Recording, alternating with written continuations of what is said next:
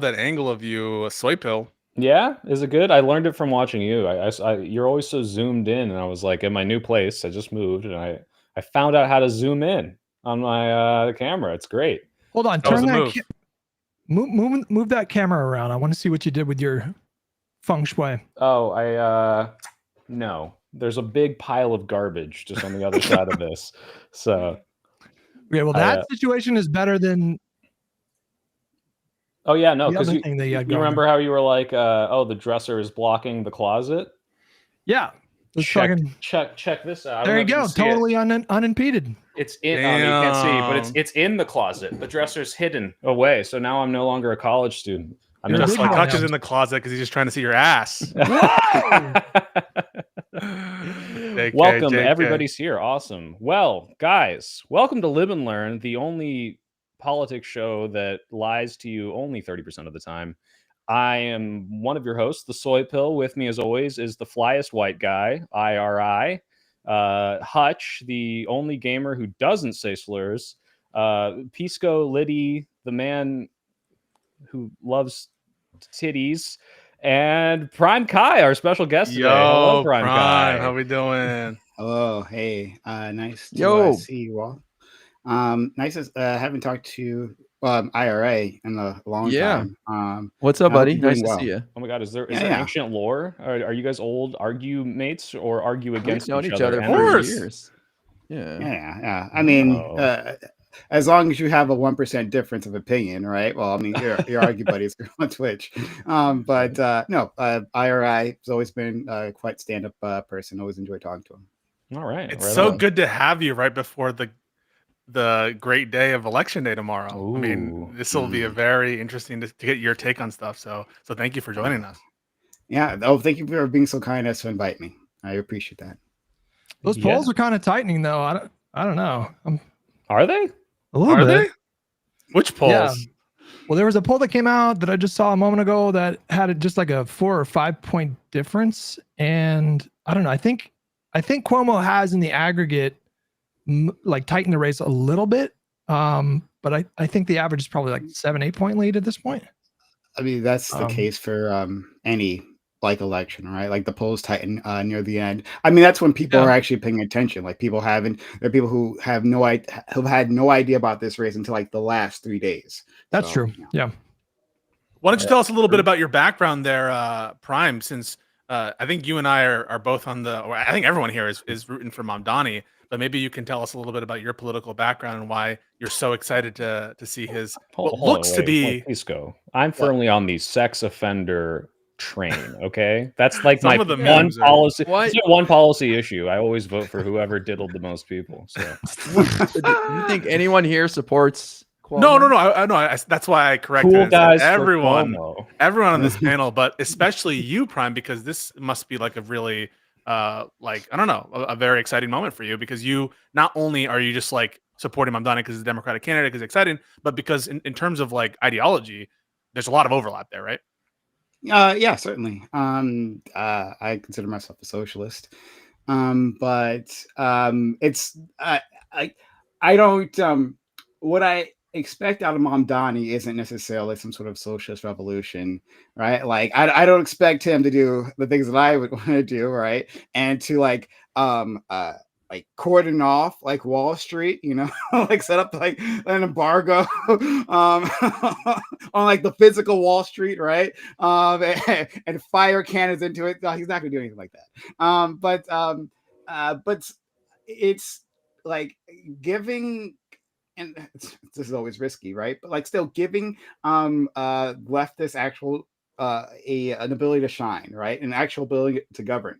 He's coming in with a popular platform, so popular that he's cucking the governor, right? She's coming to him, to his rallies, trying to get some of his shine, right? And then getting booed by the audience, which is great, right? And pretending, oh, she didn't hear it. He has captured the popular, the attention of the nation, right? So much so that like other races, other important races, have gone to the background. Everyone's focusing on Mamdani. So I like that. I'm also terrified, right? Assuming he wins, right? I'm terrified that the forces that are arrayed against him will, during his period, be able to completely stymie and destroy his candidacy, or not candidacy, his time in office, Mayoralty. right? Yeah, his mayoralty. There, thank you. His I don't know mayoralty. what. I'm sure. But and then like that'll be an example of failure, right? And so what it'll play out as, right, in such a scenario is that, oh, okay, well, when leftists are in office, right, like this ends in failure, so we shouldn't bother, right? Meanwhile, corporate Democrats have been in power, right? Forever, right? For even like talking about modern history, for like the last 40 years, right? And had endless failures, but those aren't counted against them. So like once you take power, last thing I'll say, once you take power, like that's a risk, right? Because then it can be held accountable, right? You can't Yeah. you're not just from the Well, outside I- throwing His barbs in. his whole tenure will be a mandate on, Dem socks and the far left progressive politics. In Yep. the same way that, like, as soon as we let women like own businesses, every time one fails, it's like, see, they can't No, do it. but And that's it's why I'm like, curious. Wait, that's why I'm curious and why I want the first question, because you said something there that kind of rubbed me the wrong way as someone who endorsed Mamdani during the primary and who wants him to win. You said, "Oh, it was so great when Kathy Hochul came out and she got booed." Like Mamdani's success is going to. I think it's a good thing if more institutional Democrats are willing to work with Mamdani, given the benefit of the doubt. I've been on this podcast. I don't know if you're aware, like heavily advocating for this cooperation between more moderate centrist Democrats and like endorsing Mamdani, that kind of stuff. And so when I hear you be like, "Oh, it's so good that Kathy Hochul got booed," this is someone who wanted to primary Kathy Hochul for her weakness on Mayor Adams and stuff. But to the extent that Kathy Hochul is necessary for Mamdani's success and for the Democrat success and for exciting the base, etc., don't you want her on the team? No, I absolutely do. I want her to bend the knee, and that's what she's doing. And so like that excites me. I'm saying, right? I think it's hilarious that she's on the back. That's what I meant by that. Not that I don't want her on a team, right? I think it's hilarious that it's shown that she's on the back foot, that she's not popular, right? And that she needs Mamdani more than, well, I won't say more than he needs her, because he does, like as you just said, right? Like he requires her to, like, for the mechanics of like getting his policies through. But I guess maybe they're more on an equal footing. I'll leave it there, right? With like the energy and excitement he brings in, right, and simply the status and power that she currently has now. But yes, of course, I want her to do as he says, do as he desires, really. and I don't want to prime you to grill you too much, Prime, but I'm a Please little do. hesitant of the narrative of the powers that be. There are people that don't want to see Mamdani succeed, but I'm hesitant of some of his policies, right? Like I'm not sold on rent control, but I do like a lot of his other stuff. Now, if some of these things don't work, if he does win, can we definitively say that, like, I don't want there to be this narrative of like someone sabotaged him? Like, what if, like, would you attribute any of his policies to not working because of what they are if they don't work? I mean, depends on what we're talking about, right? Like, there can be a scenario where I'm saying, well, I would say, like, okay, well, he had a chance, right? He put in the policy that he intended to put in place, right? And then it failed spectacularly. Turns out this doesn't work, right? And yeah, I would lay that on his feet. And I'd say, as a left for people who have supported those policies, well, we need to go back to the drawing board. Okay. Prime, when you Wait, would you though, Prime? Would you though? Just to be real, or Maybe would you not. I say was nah? lying. You I would was lying. come That's on. true. I'm not saying you're lying. I'm just saying that I'm still like the excuses would be made, saying, "Oh, he was undermined by this. He didn't really get to do what he wanted." I mean, don't you feel like people will say that on his behalf? Maybe Absolutely. not you personally. Copium is a thing. Yeah, copium is the absolute thing, right? But again, it depends, right? Because I think people on your side, IRI, right, will and I'm not putting this on you, right? I'm just saying people on your side of the spectrum here will absolutely do what they can to undermine this person and make some bad faith arguments, right? And again, not that like Sure. doesn't happen from other sides as well, right? But it's just how it'll shake out. So yeah, that's to be expected, right? People are going to craft a narrative, right? That's what we do in politics. We craft a narrative for the general audiences to understand, people who aren't following this, right? So that they can have our opinions on these things, right, rather than any other opinion, right? So there's going to be a lot of money, arrayed to craft a narrative, whether he's succeeding or not, right? Whether he's actually passing policies that are work or and that are received well by New Yorkers, right? There is going to be efforts to craft a narrative to say it was all a failure. It was all fair. So don't try it again, right? Certainly don't give him another shot, and don't spread this to other cities. Well, let me just say, and I'll pass the mic here a sec. I just want to say, I hope he succeeds. He's got a D next to his name. He's going to be a Democrat, so I don't want to see any Democrat fail. So I'm really rooting for him, and you're not going to hear me criticizing him or trying to say he's bad or anything. Yeah. One thing that I just wanted to say, I'm not saying that you would be doing that. One thing that we've talked a lot about on this podcast is like going to be his ability to deliver on his agenda. But Prime, do you worry that you're setting a standard that he just can't possibly meet? I feel like all four of us on the pod here, we have a pretty realistic sense that, you know, he'll be able to do some things unilaterally, but he's going to need the legislature and the governor to do any kind of tax hikes. So that seems a bit sketchy, although she's indicated that she might be open to that kind of a thing. But he's just walking into this mayorship. What do we call it? The mayorship with mayoralty, or whatever. I think it's mayorship. Yeah. With a lot of institutional opposition to his broader agenda. Should you really hold it against him if he can't sort of move mountains and deliver 100% of his legislative agenda or policy agenda? No, not necessarily. I'm saying, like, I'm not. I don't feel like it's weird to say that I'm holding him to one possible standard. I think I'm being very realistic. I'm understanding that he has the entire, a lot of the institutional weight of the Democratic Party against him, and certainly all the Republican Party. He's getting personal phone calls from Obama. I mean, he's, you know, I understand he's divisive, but that's a pretty powerful show of support right there, right? Oh, Obama called him. Oh, wonderful. Yeah, I didn't say that. Wait. That's Democratic royalty. That's Democratic royalty. Sorry. First of all, I don't, and maybe my information is old because I haven't been following the race like every now and both. But did Obama endorse him? Has he campaigned for him? I didn't hear that actually. No. Don't know about endorsement. Okay, so, but he called him then, right? He took up part of his valuable time. Oh, that's wonderful, right? I guess you should be grateful. No, Whatever. but it's a sign. It's stopping short of an endorsement. I think what Hutch's point, and I think that you know that, right? Like, yes, and I think it's because I think that he should endorse. I don't care. I don't care that you don't care, right? No, I don't care. Like, I mean, this is a Democratic socialist. Pulling his weight behind him. That'd be one thing, right? To be put his weight behind him, but he's not actually doing that. You're saying he had a conversation. Great. What am I supposed to do, right? Am I supposed to go? It was a private conversation where Obama relayed that he found Mamdani's campaign to be inspiring. It's not an explicit public endorsement, but you know, that's not nothing. And I feel like well, hold on, just real quick. Let me feel like made a call. Hold on, let me finish. Let Hush finish real quick. I feel like someone in your position should not be so like allergic to that kind of power. You know what I mean? Like you're kind of like pushing that away. What are you talking about? I mean, but you're taking this like actively hostile kind of position when it comes to Hochul and Obama. But this is a guy that's a democratic socialist poised to become the mayor of the most populous city in the country. And so, and he's getting support from these like unlikely figures. And you're like, that's not support. Well, Prime, Prime. I think the idea is, yes, Obama didn't come out and be like, I'm fully behind Mamdani, which would be ideal, obviously, from that person in power. But for most mayoral races, if not all of them, Obama is not involved whatsoever. And by putting his name next to it, he does going from the Democratic Party. Yeah, I know.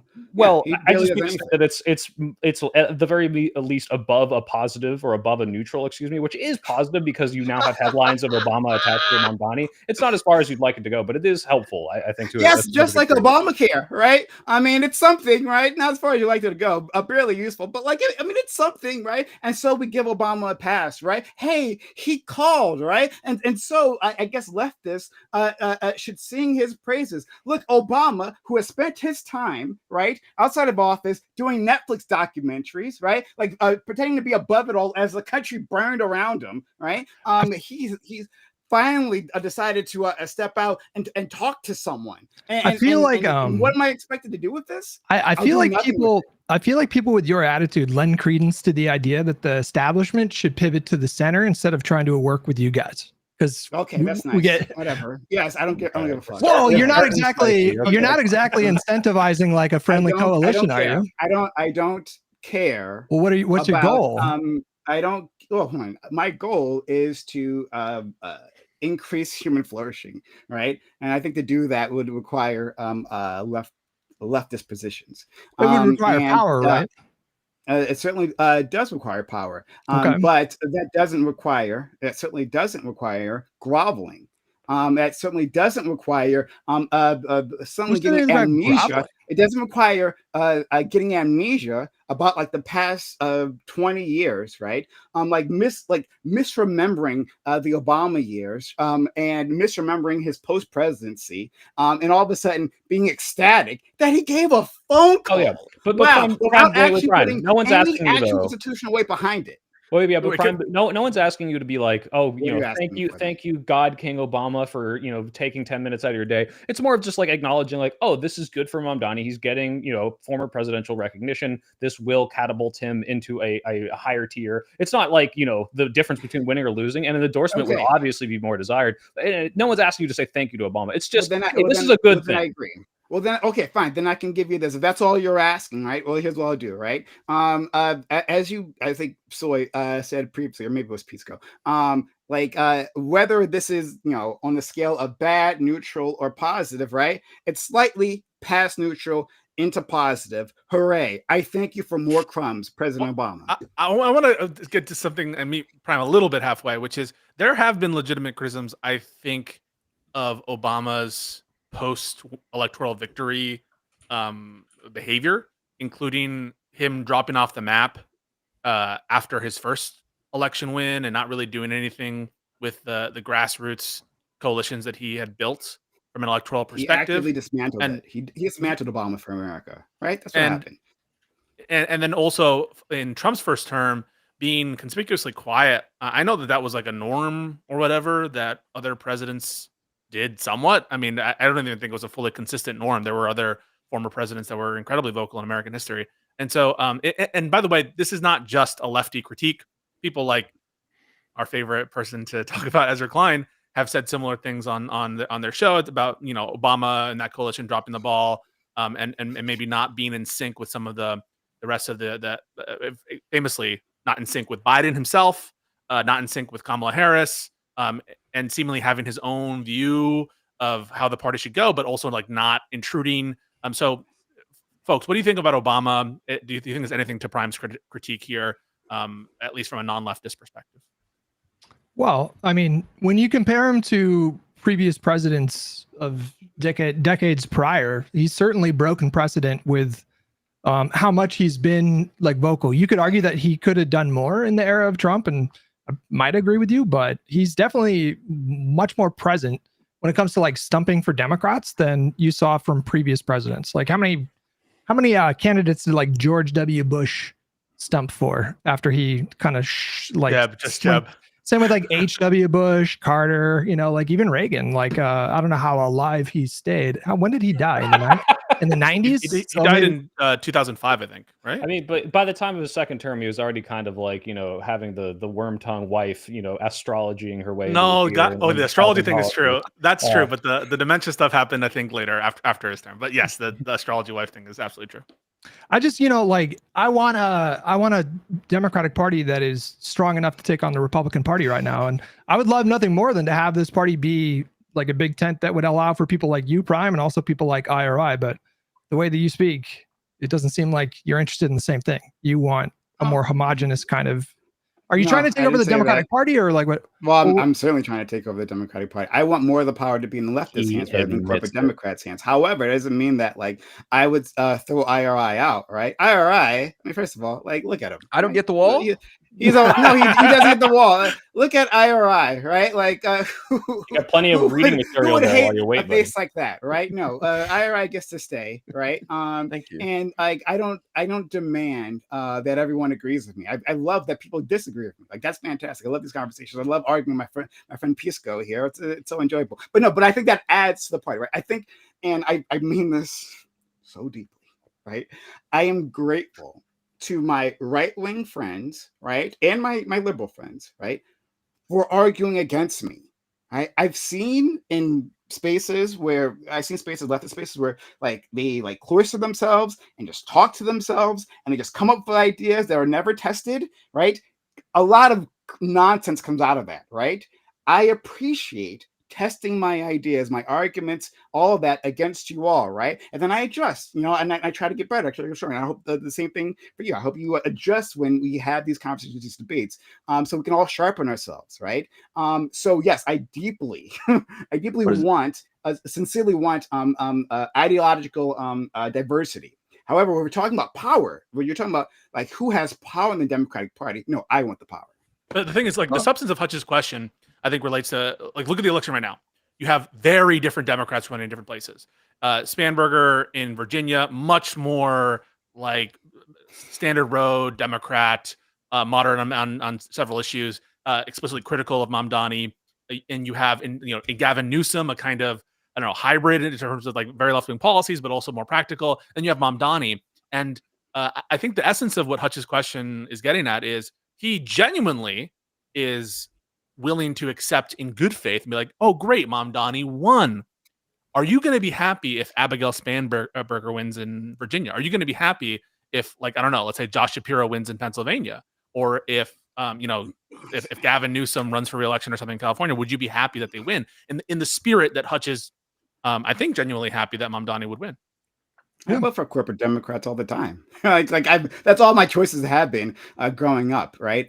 Is voting for a corporate Democrat. I have a corporate Democrat, like a House representative in my district, right? Total backbenchers, done nothing. If I told you their name, you'd have to. These political junkies would have to look them up. They have no idea who this person is, right? But yeah, I'll vote for him again. I voted for someone else in the primary against them previously because they were super interesting. But they got crushed, which was expected. But like, yeah, I'll vote for that corporate Democrat. Like, and I can understand that. Again, we need people of all types for different areas of the country, right? I can understand that my ideas don't necessarily resonate everywhere, and so we should be putting people in front of them. Front of those audiences who have a better chance, right? But that also doesn't mean that we necessarily have to accept everything. That we should have some level of standards, and I think my standards might be different from your standards, but we can argue about that later. No, it's not about standards. It's about like the tone. It's just a very you're talking about you're talking about I love that. I'm literally tone policing here. No, but you're talking about like Hochul like coming in there and bending the knee. Absolutely. That's just an interesting way to phrase that, don't you think? I mean, I feel it's a fun way, a colorful way of it's a colorful way, but it doesn't really by referencing populism. If a centrist talked to you that way, if Hutch talked to you that way, if it roles were reversed, like, yeah, Bernie Sanders bend the knee. Yeah, no, but like the thing is, if after the primary, you would caught Hutch saying something like, yeah, you Bernie bros, now bend the knee to Biden or something. Because, by the way, some people did say this. Yeah, they did. Yeah. I understand, but you didn't take it in a positive way. That wasn't. I'm not asking Hochul or you all to take it in a positive way. Take it in a negative way. Go ahead. Don't care. No, but I'm trying to make an observation. I'm just like here. expressing myself. I keep getting cut off. To be fair, you cut him off too. But go ahead. No, he cut me off when I was talking. It's okay. All cut each other off here. I feel like the tone is kind of like it's wildly out of step with the reality. Like the reality is you got this guy, and it's true. He is an exciting candidate, and I've been a great admirer of his campaign and the way that he's just evolved. And I look at him and I get excited. But this is a guy with like 55% of the New York City voter base are going to probably choose him in the upcoming election. And it feels like you're doing the thing that I see a lot of lefties doing, which is you're treating Mamdani as though he's this like herald of a political revolution. And the reality is it's like he's, got kind of like middling popularity for a New York City mayor. And someone like Hochul's in a much stronger position than he is, quite frankly. Well, wait, Prime, before you So- respond, Hutch, I got to turn the question around that I already asked Prime, which is if Mamdani gets into office and everything goes really fucking well, every single policy is just like, wow, like all the things the progressives have been calling for, then would you kind of start to shift over of, oh, maybe we should move more towards like a populist progressive for not every Democrat, obviously, but more of the already on the left wing should push a little harder. Democrats. It's a case by case, just like what Prime said. I don't know if he applied it in the same way, but it's a case by case. So if there's a progressive that's thriving and, another like D plus 30 city or whatever, or D plus 30 district, then yeah, sure. Of course. Like I'm not picky. That's the point. I'm not ideologically picky right now. I don't think that really matters right now, to be honest with you. Policy discussions and ideology take a backseat for me right now in the era of MAGA to just beating Republicans. You laugh, but look at Trump 2.0, bro. Well, I know the threat of Trump, right? And so we should have no standards, I guess, right? Policy doesn't matter, right? It doesn't matter what we replace it with. I said. It's not what I said. Oh, then okay. So I don't want to be bad faith. I'm not trying to be bad faith. I'm trying to engage with you. Okay, right? So maybe I misunderstood you. But what you just told me was that policy doesn't matter in this age, right? It's just about beating Trump, right? And what that sounds like it's not that it doesn't matter. I said you can correct me. Correct me in just a second, right? But what it sounds like to me is that saying, well, as long as they have a D in front of their name, right? Well, that's good enough. Let's replace them as many R's with D's, and it makes no difference of what they bring to the table. It's up to the individual voters of each state and district that choose their primary winner. That's the point. So if the voters in a conservative district choose a more moderate candidate, great, I'm on board. And if they stand a better chance to beat a Republican in that district, awesome, great.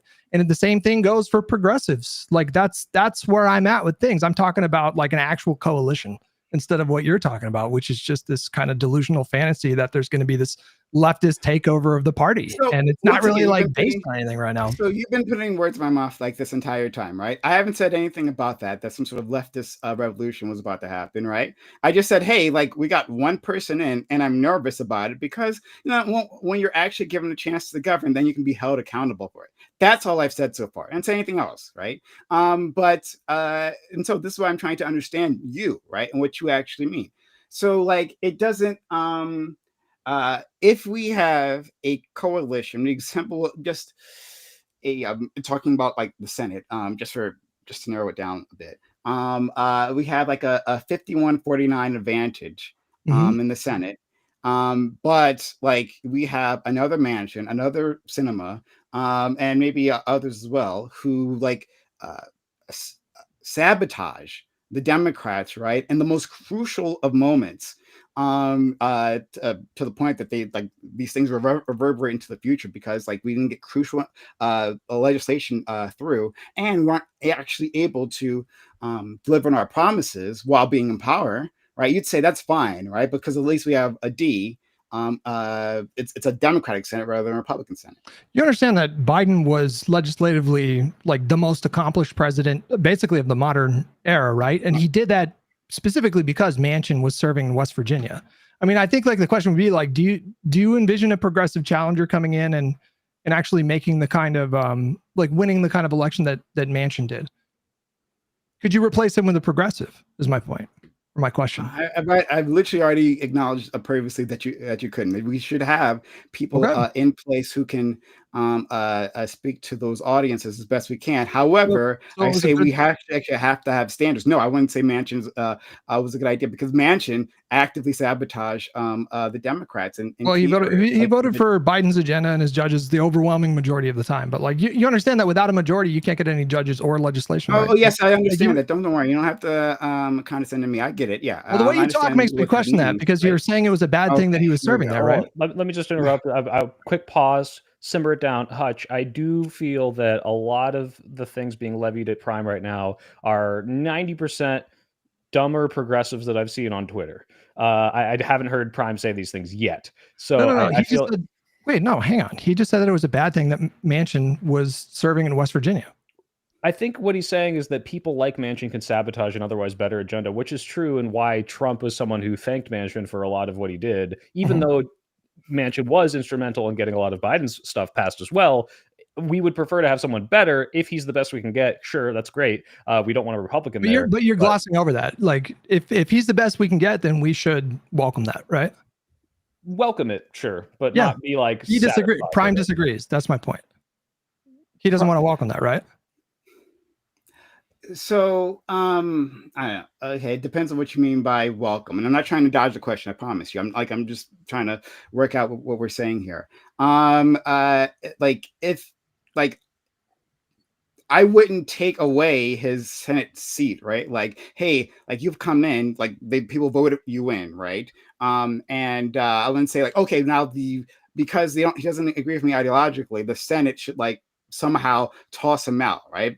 I'm not saying anything like that. But like what the conversation started was that you specifically said, in terms of your view of like Coalitions. like the coalition and the larger battle, right? That it doesn't matter at all who comes in, right? So like I'll turn it back on you, right? Like if instead we had a whole list of Democrats who won, who were like pro-segregationists, you'd say like, well, I welcome them within the party, right? They have a D in front of their name, not an R, and so thank you. Like, please let's fill up with pro-segregationists. You're welcome here. I mean, we'd be going back to the Democratic Party of 5 or 6 decades ago, right?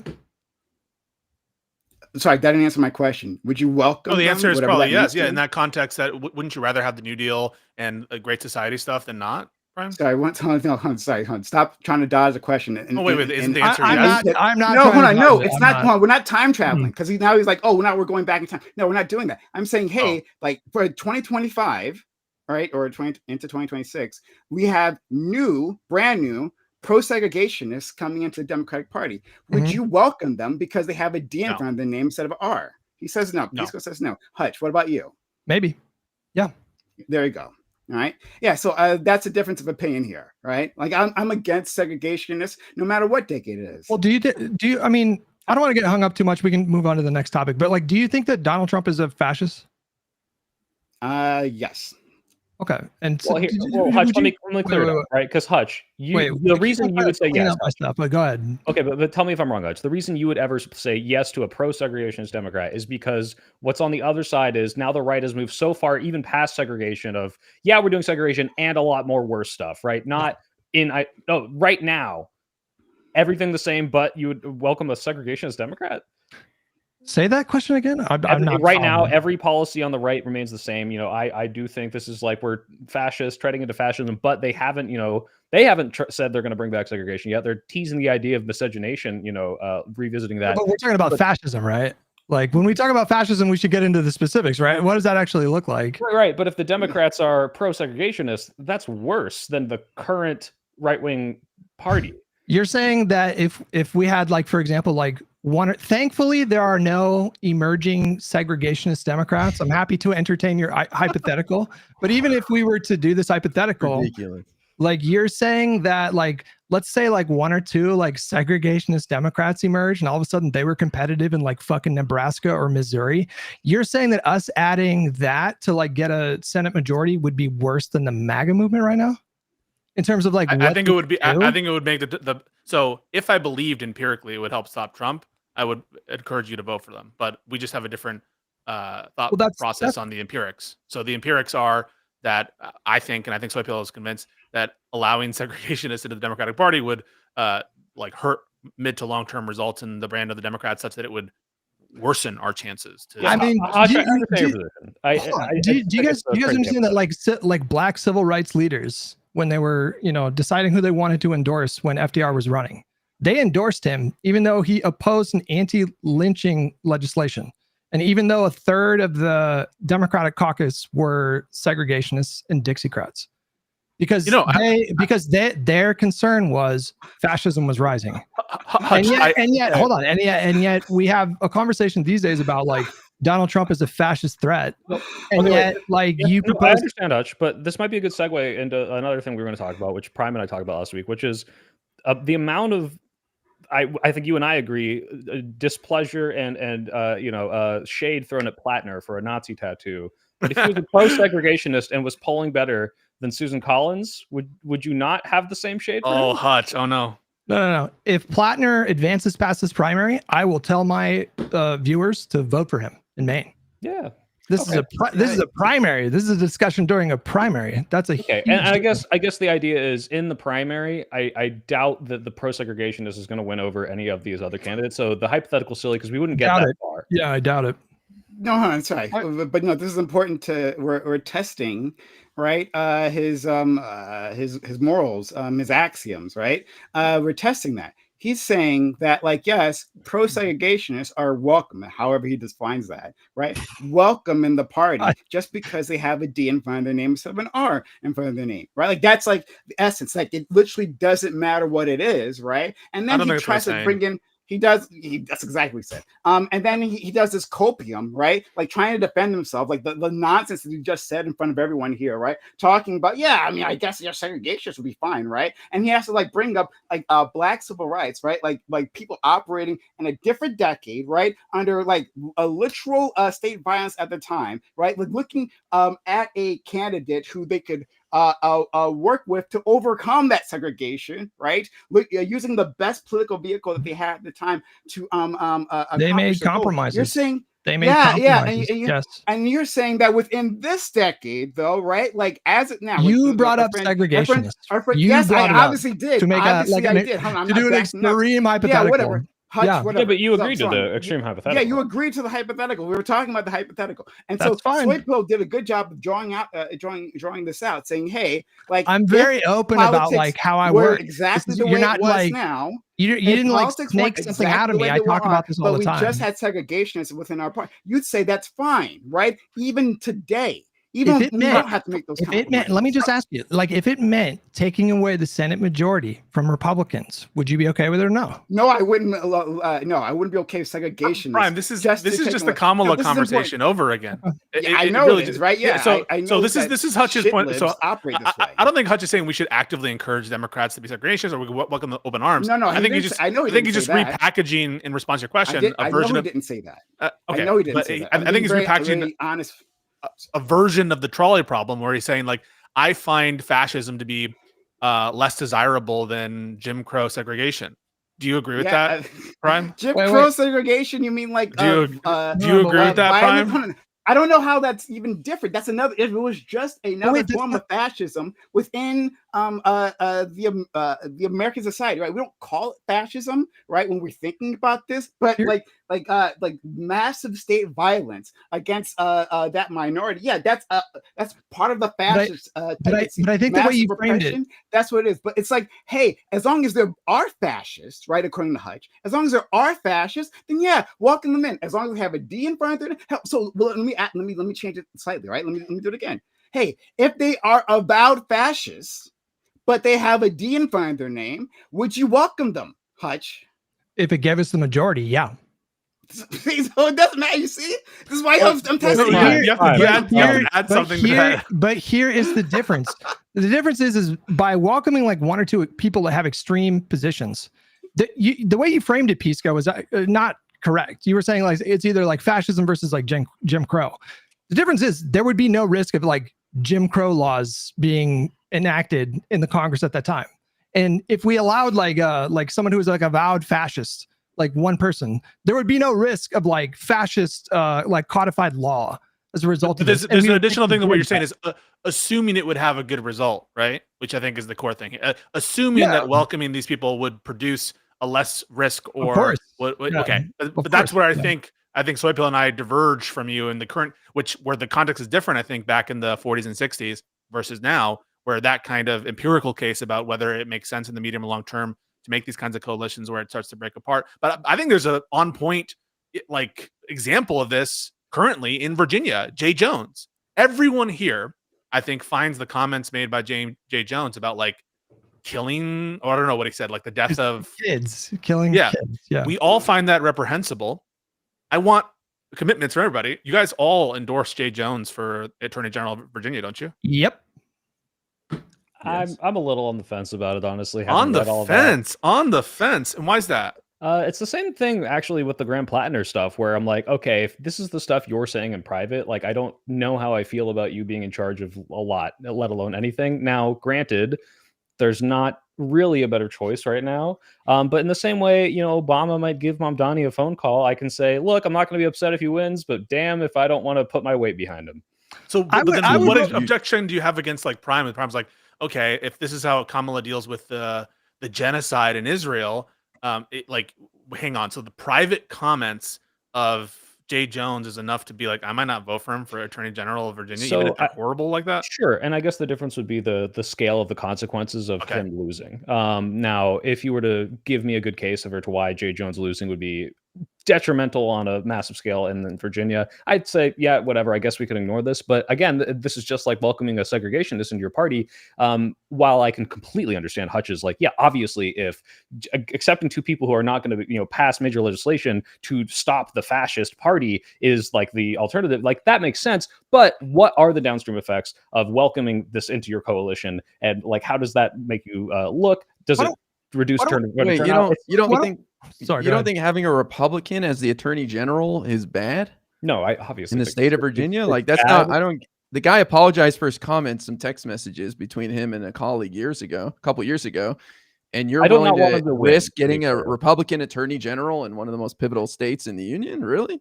It's not about like I'm risking it. I guess you'd have to kind of lay out for me again. This is not something I'm super. Why not get 100% behind him though? He's the Democrat. Like the Republican is 1,000 times worse. Like I'm like 80. I'm like 80% pussyfoot around it at all. Because it's like, what am I willing to say? Yes, I will endorse this no matter what. And if but you're acting like this is dog catcher in the local community. This is Attorney General of the state of Virginia. It's a huge deal. Sure. So lay out for me, Ira, like what would happen with a Republican Attorney General if Jay Jones were to lose?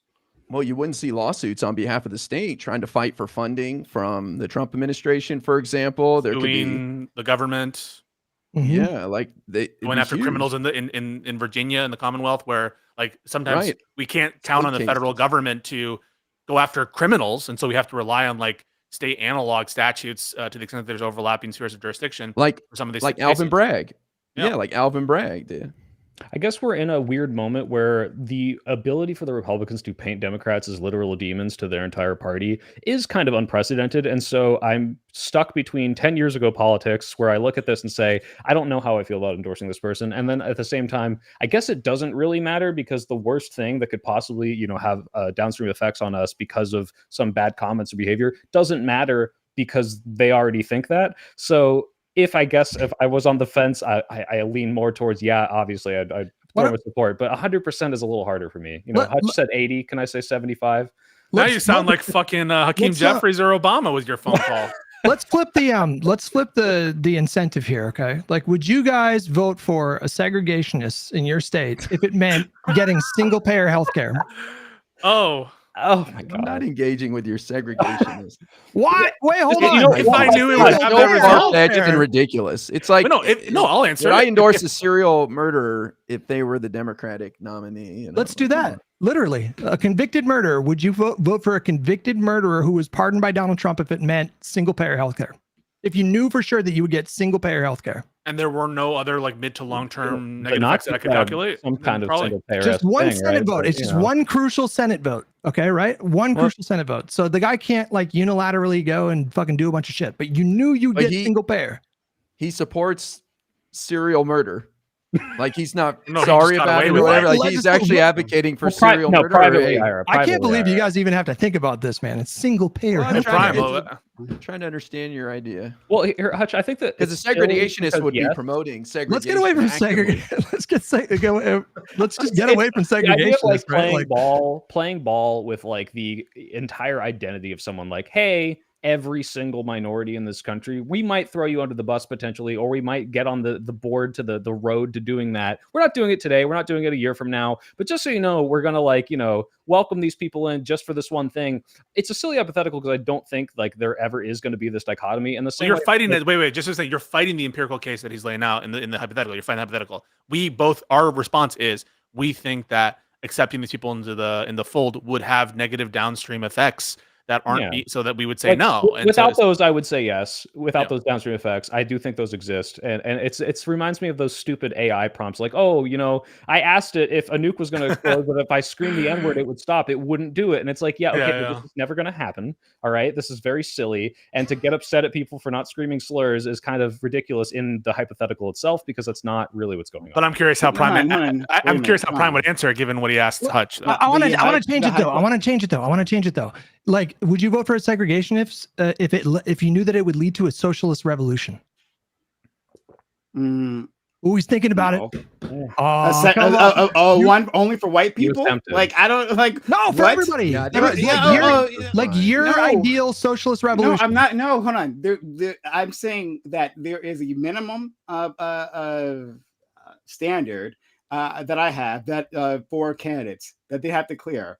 If they're a fascist, and like Jim Crow was American fascism, then no, I'm not going to vote for them. Okay, No, I'm not going to vote for them. Wait, hold on. And like, Wait, can I just add like a couple more things to it? Like, ahead, what if you had change. advanced knowledge that your socialist friends would murder this man as soon as you did the socialist God. revolution? And then everybody gets socialism for minimum 200 years. That's the bonus, is the murder. That's a So, sweetener like- for Prime. All right, I think this will be the last hypothetical. Come on, Then we I can just want to move know the on. answer to that question. though. No, like no, sorry, no. Like what you're trying to do, right? Is like you're saying, hey, like sorry, the hypothetical that I created, right? I think is firmly within the bounds of like logic, right?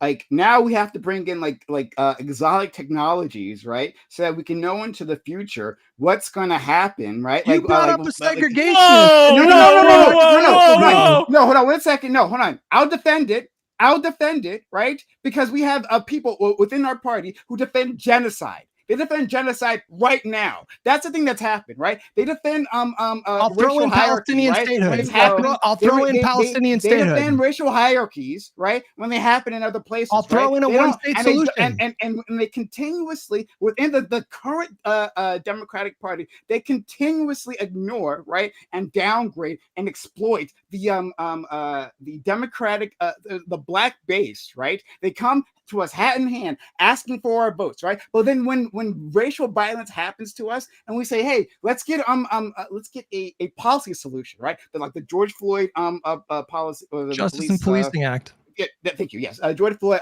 Justice and Policing Act, right?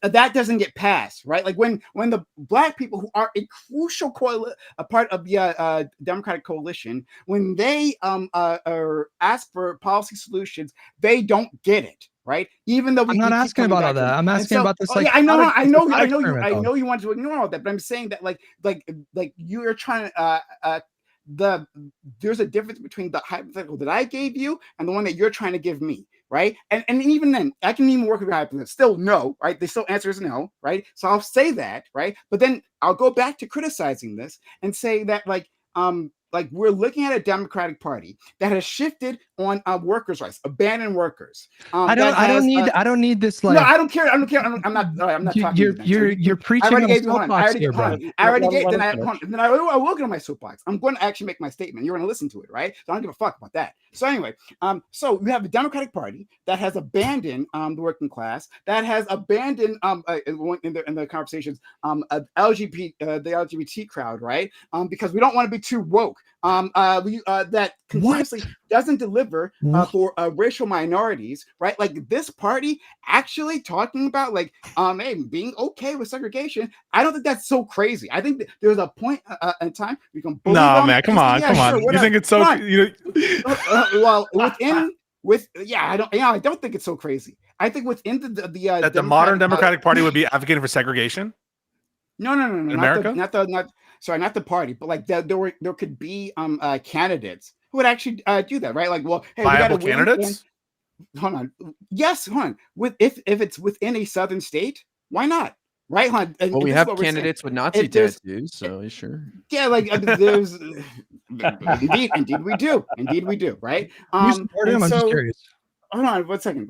So of course you would. I'm saying that like within the Democratic Party now, right? We don't have standards. We don't have standards, right? It's what Hutch wants, right? We have no standards within this party. You can be anti-abortion, right? You can be anti-LGBT. You can be anti just about everything. But you guys think that apparently being How many Democrats anti-black in the entire is Congress a are step too pro-life? far.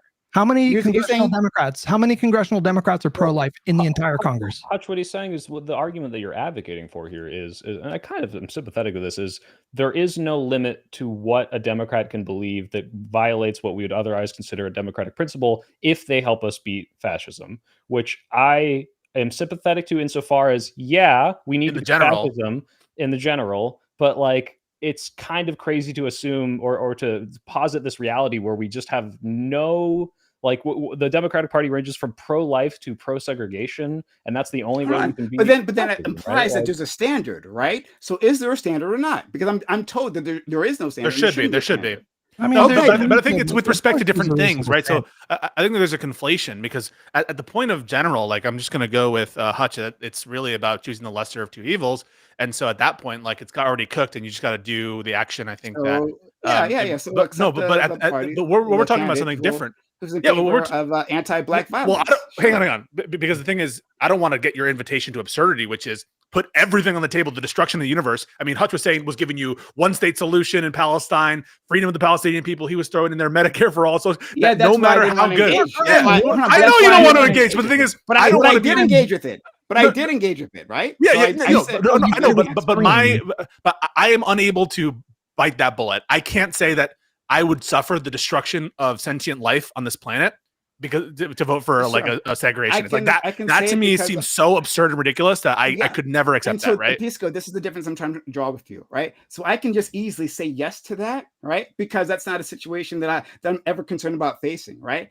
Actually, a pro-segregationist candidate in the Democratic Party, right? That is realistic. In my lifetime, yeah, that's far more realistic. Okay. It's far more realistic. I don't understand what that's based on. If we can have an anti-choice candidate, right? Like, is that a possibility? We could have an anti-choice candidate. Yeah, we have them. Yes, we have an anti-LGBT rights candidate, right? We can have. Well, those, depends what right? you mean by that, but yeah, sure, depends, right? Can Who we are we have an talking about? anti-black candidate? Why wouldn't we have why would that be the one step that we couldn't cross? Why would that, is that the standard, right? People just can't be anti-black. Yeah, but most people like when you say something like your hypothetical is more or less realistic, I don't understand, like, why do you care that like a hypothetical is more or less realistic? We're talking about your principles, and the reason we're asking these questions presumably is to get an understanding of your principles. And so how realistic the hypothetical, I mean, we're trying to get at what's motivating you. And so you commenting on like, okay, I guess I would never have the opportunity to vote for a segregationist if the other side of the ballot was literally the destruction of all sentient life. I would, I guess, grant you that that's less realistic, but the whole point of the hypotheticals is to suss out like what's motivating you. And I think it's a good transition into Platner. Yes, so suppose that Graham Platner actually was like kind of, didn't like Jews that much. Would you vote for him? He said that I think the Jews that okay, but he's notwithstanding the okay. At least you're consistent on that. I'll grant you that. I mean. Yeah, but as I said, with Soypill and I, we had that discussion last week on Wick's panel. I said that as of now, as of the recording, right? Other things can come out. Obviously, I have to change my opinion. But as of now, it seems like that tattoo is discordant, right? Like it doesn't match up to everything else we know about him, right? It seems believable that he didn't understand what that tattoo was. And so it like when he didn't think he was being watched, right? His honest thoughts were he's anti-fascist and a communist and all those other things, right? Like he said all kinds of wild things. He didn't say, like, as far as I know, again, I can be corrected. That I want to put the Jews in ovens or anything like that, right? And so because that it seems to be a mistake, it doesn't actually seem to be reflective of his inner personality. Well, then I can deal with it.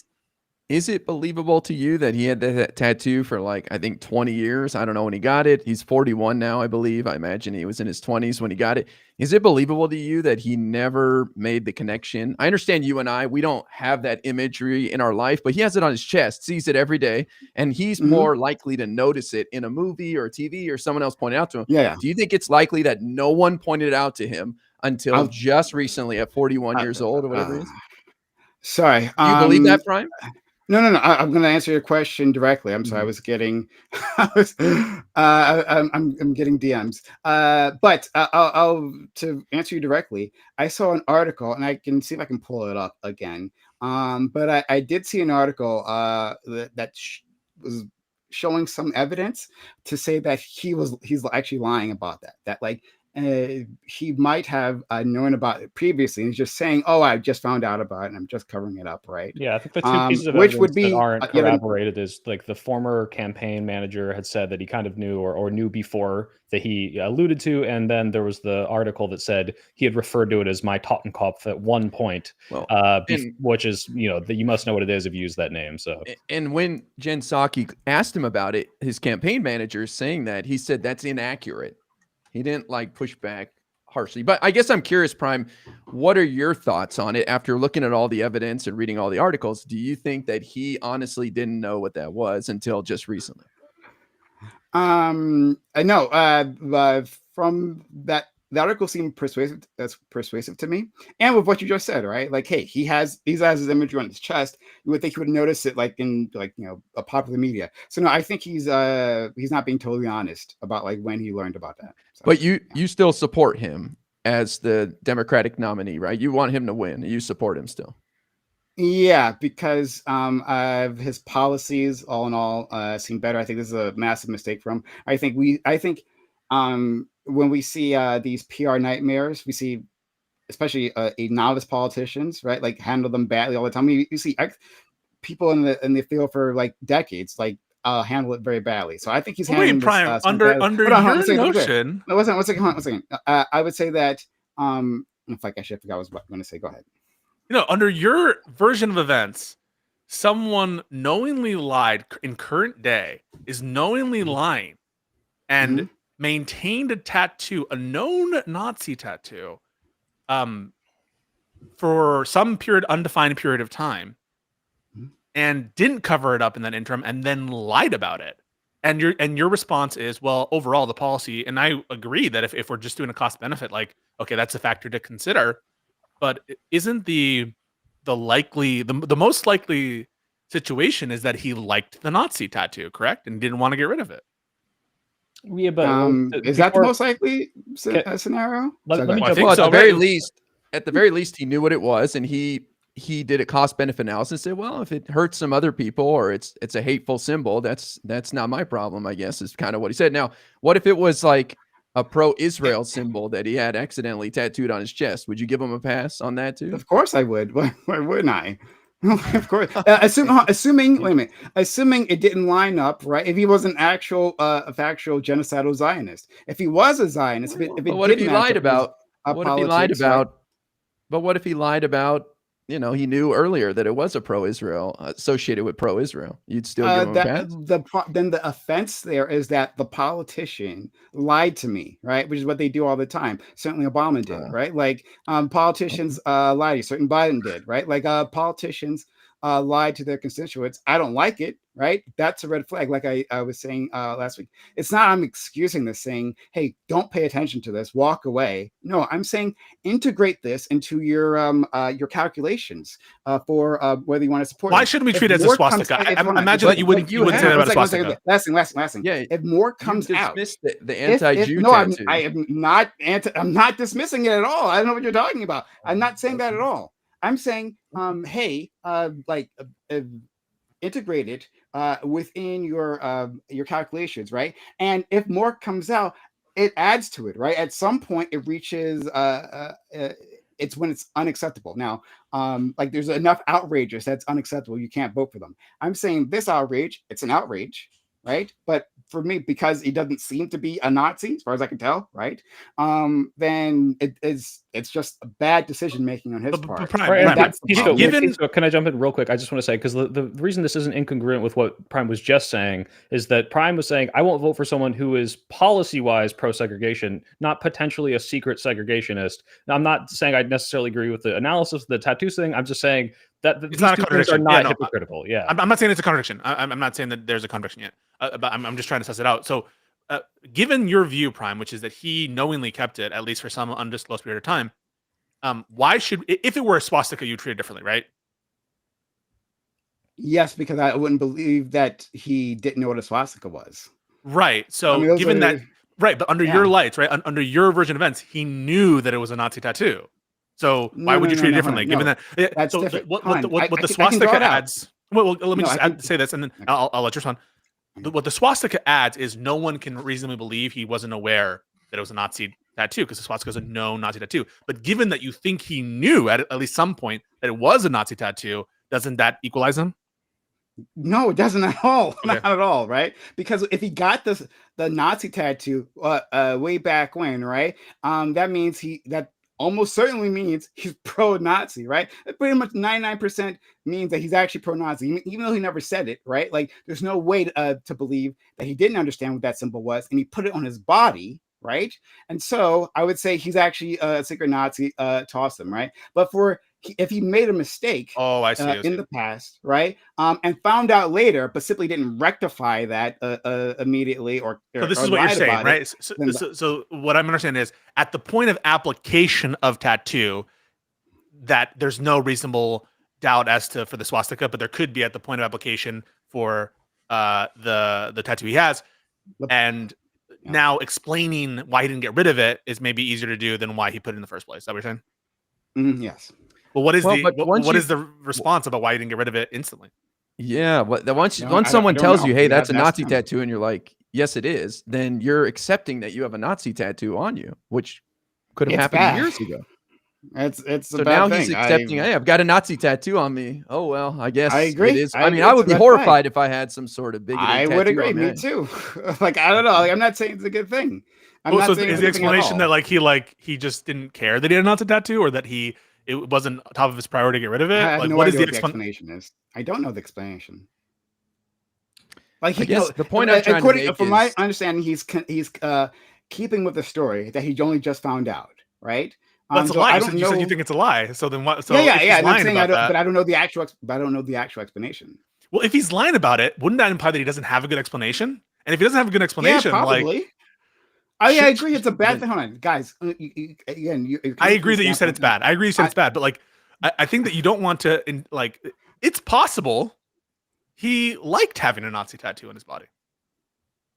That's a possibility, right? I think it's less likely than it's less likely that it is a reflective of his policies and his future actions and his beliefs.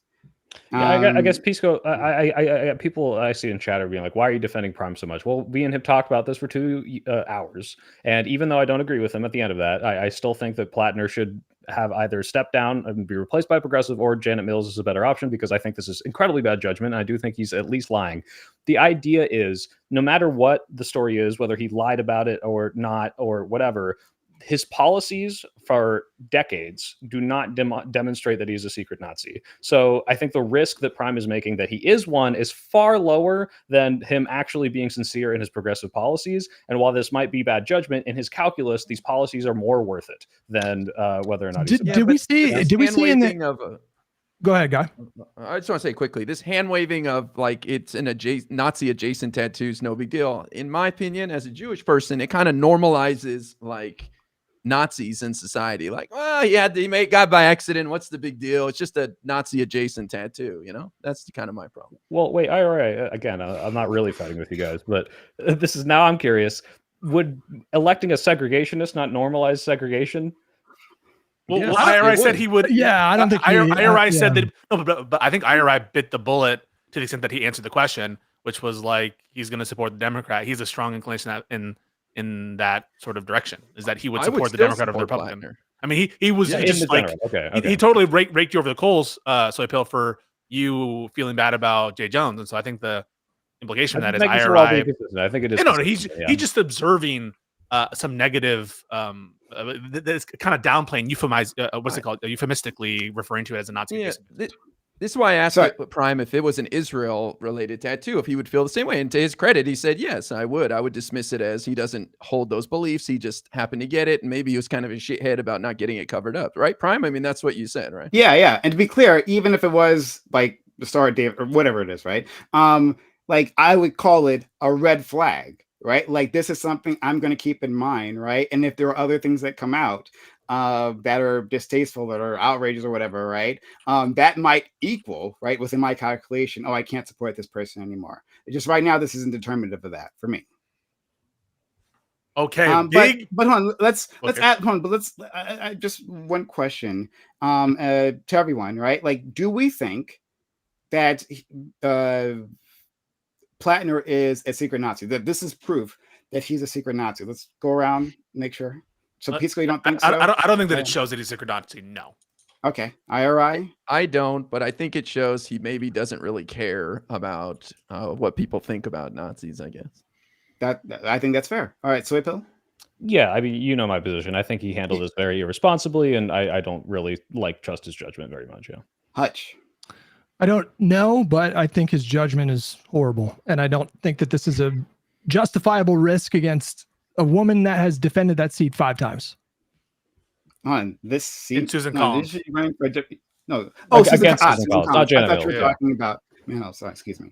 All right, fair enough. But going back to our discussions previously, right? How can you complain about my attitude towards Obama's phone call that would incentivize the Democratic push to the center if you're willing to support literally any of the Democrats that do so in any direction, right?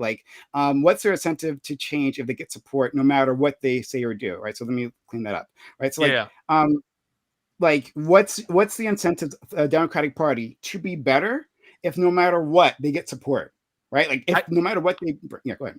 I don't think that you're going to hear us we complain about Democrats, some of us more than others, I would say, but we complain about Democrats and we target those criticisms. I think that we distinguish different criticisms, and I think that you're absolutely in the right to criticize Democratic leadership. I do all the time. Where I think I felt weird about what you said related to the Obama call, more the Hochul comment that you made was, this is an example of Democratic leadership, or at least more centrist Democratic establishment Democrats, kind of showing an olive branch, and the way in which that was being received was negative. So I am totally good with you guys, with people criticizing Democrats. I think it needs to happen. I think some of the people who are the Democrats should be defined by nothing, and that to me is wild. I think Soy Pill and I have the same opinion there. But when the Democrats seem to be coalition building with left-wing people and candidates who people are excited about, to have that met with contempt, I think that It's is not contempt. or at least kind of, it's a kind of haughty arrogance or snarkiness. I think he was more joking. Okay, more joking, Prime. Can I give you that? Yeah. No, yeah. Okay. Look, again, I think Hochul, I don't like Hochul. I don't particularly love this individual. But I want her to work with Mamdani. I think it'll be a good thing rather than bad thing. If she and she is a good partner, right? Well, that will raise her raise her my estimations, right? And my calculations, she will be a better candidate. She will have proved herself to be a better a Democratic governor, right? Than otherwise, right? Than working against them. So yeah, I don't know, guys. I'm trying to have fun here, but I want to challenge you here, Prime. I don't even think Mamdani's a leftist. I think I've heard some criticism from people further left than me say this guy is just a cover for capitalism. He is not a true socialist. He's a democratic socialist at best. And his policies are nothing special. Public-private partnership at grocery stores, free buses. None of this stuff is leftism. So will you support this guy? I mean, I don't think he's even a leftist. So you're just supporting a capitalist Democrat I'm a establishment. Dim. capitalist What's shill. so different between Yeah. Mamdani and Joe Manchin? They're Oh. both What's the the, same. not much. Right? Fuck Mamdani. That guy sucks. He's a stupid. No, but no. capitalist. Make the comparison to Kamala. I mean, other than Israel, put Israel to the side. Other than the genocide. Sure. But in all seriousness, I mean, do you really disagree, Prime? Come on, you're a true leftist. No, I how can you? This guy's not even a real leftist. Okay. Excuse me. Like I think that the Overton window, it really is a beautiful framework for understanding how politics works. Like a true socialist, right? The ones that those lefties would love, right? That person's firmly outside the socialist one, the Overton window, right? And would not get elected. But like this is our remember the term socialism is still a dirty word in politics, right? Even to some people on this panel, I'm sure it's a very dirty word. And so like this is our chance to prove one that like you can be a quote unquote socialist, however you define that, right, and not undermine America, right? Two, that from that area of the leftist spectrum, right, you can have policies that don't like leave cities in ruins, right? And three, right, just to have a friendly, constantly smiling face, right, in front of the camera, right, that's not saying death to America or anything like that, right? Like this is a fantastic opportunity. Yes, there are going to be people, right, within any political coalition who are saying like you're not far enough, right? I certainly do that all the time. As a man, I don't necessarily vote for an individual, right, unless they fall below my standards, meaning supporting a genocide. But other than that, right? Sorry, I want to bring it every time. But other than that, yeah, I think it's fine that this guy is farther left than I think most other candidates we've had, at least in the modern era, right? And hopefully we can go farther in the future. But you wouldn't vote for Janet Mills in Maine if she won the primary, correct? No, I think I would. I don't, to be fair, I don't know enough about Janet Mills's candidacy, right, to have a solid answer for you. But as of now, right, I'm not going to dodge the question. As of now, Takes AIPAC money. yes, she's oh, good. It's good to know. But no, lots of the corporate Democrats, in my area, I'm almost positive, takes AIPAC money, right? Like they all do. They fucking all do. But if they come out and support, if she's saying she's supportive of the genocide and she would have continued funding, then maybe that changes things. But you can just take AIPAC money and just like not do much of anything. So it depends. It depends. Hutch, you look like you had a thought. I could see the gears turning. No? Well, my overall, like, I mean, I just feel like there's a lot of anger in the party right now. And I feel like going back to the Platner thing, I feel like if this guy actually gets more popular as a result, because I saw one poll that showed him actually his popularity went up, but we haven't had any high quality polls in Maine. If you show me a poll tomorrow that he actually gets more popular, then I think we're in like deep shit, because I don't think it's just going to be the voters in Maine that are going to be like throwing their standards just completely out the drain just because they're so pissed at the establishment. So I feel like we're in a very, very precarious situation right now. I hope Platner loses. I really do. Can I ask you, Prime, a question? I know that we have limited time because you have to get into the Reverie. By the way, everyone should watch Prime on the Reverie at 8 o'clock, right? Yeah, links in the description, everyone. All of Prime's links. And yeah, definitely PrimeCayes on Twitch. I think it's PrimeCayes on YouTube as well, right? Yeah. Mm-hmm. Okay. But I have a question for you. What's the story of tomorrow going to be? What's your prediction? God, I hate making predictions. I'm no good at them. But it seems from what I'm hearing, and I'm coming down to the grapevine, that like in terms of early voting, like today and like maybe yesterday or whatever, there was a big explosion of like younger individuals coming out. It sounds like it's a lock for Zoran, right? Especially considering like how the primary turned out. Unless, of course, it turns out there's like a submerged like liberal vote that just didn't bother showing up for the primary, and then like got radicalized like since then, like with The all Cuomo, the Cuomo Orthodox Jews that never answer polls are going to come out in a massive wave. You'll see. it's a possibility. I mean, I don't know, right? Like, Trump endorsed him today. but Come I on. think So- Oh, yeah, that's true. it's going to be a grand victory. I think it's going to be a significant victory, and like where those numbers stand will help shape the narrative, right? Like if it's like a blowout, right? If it's to the point where both Cuomo's and Sliwa's vote share couldn't overcome them, right? Like that's the victory that I'm looking for. Oh my God, that's the victory I'm looking for. To say that, like, well, it didn't matter. It didn't like he's squeaked in, right? This is a definitive statement from the New York public that this is the direction they want to go in, and that'll just be immensely important, I think, going forward with like how the Democratic Party interacts with Zoran and how like his ability to The project his mandate message. question. The Whether mandate he has a question. mandate. Yeah. Even better. So you'll be looking very closely at the margin. You don't just care about a victory. You care how much and the extent to which he's able to leverage that for policy concessions from Indeed. Albany and then from the rest of the Democratic You did a establishment. much better job stating that than I did. Thank you. No. Am I rude for saying I think you're going to cancel Zoran and within 6 months he's going to be canceled? Leave him alone. No, Leave him because alone. here's What the why. Here's fuck? why. Because he's going to have to compromise once he gets in there. He's going to have to work with the city, the legislative body. He's going to have to, move to the center in order to get anything done. He's going to have to work with the state officials. And so I don't know if he's going to achieve as much as he would like to. I'd like to see him succeed, but I feel like unfortunately, he's going to run into some problems. He seems like a shrewd guy, but he's going to have to, compromise. So, I mean, why wouldn't you cancel him within 6 months? Right. Like, I feel like this is the case. And I feel like this also was the case for Hutch, at least with his early arguments with me, right, during the stream, that like the person you're arguing against is someone on Twitter and not me, right? Like, I don't demand. No, right? But let me explain. I don't think you support the Democratic Party. That's why I think you do not support the Democratic Party, right? Well, I'm not a Democrat, but like I support those who align. No, but that doesn't. No, that's not what you're saying. That's not what you just said, right? So that's a different statement. Okay. What you just talked about was like, hey, if this person doesn't deliver perfection, right? Well, then you're going to quote unquote cancel them, right? And that's like a thing that you'll hear on Twitter.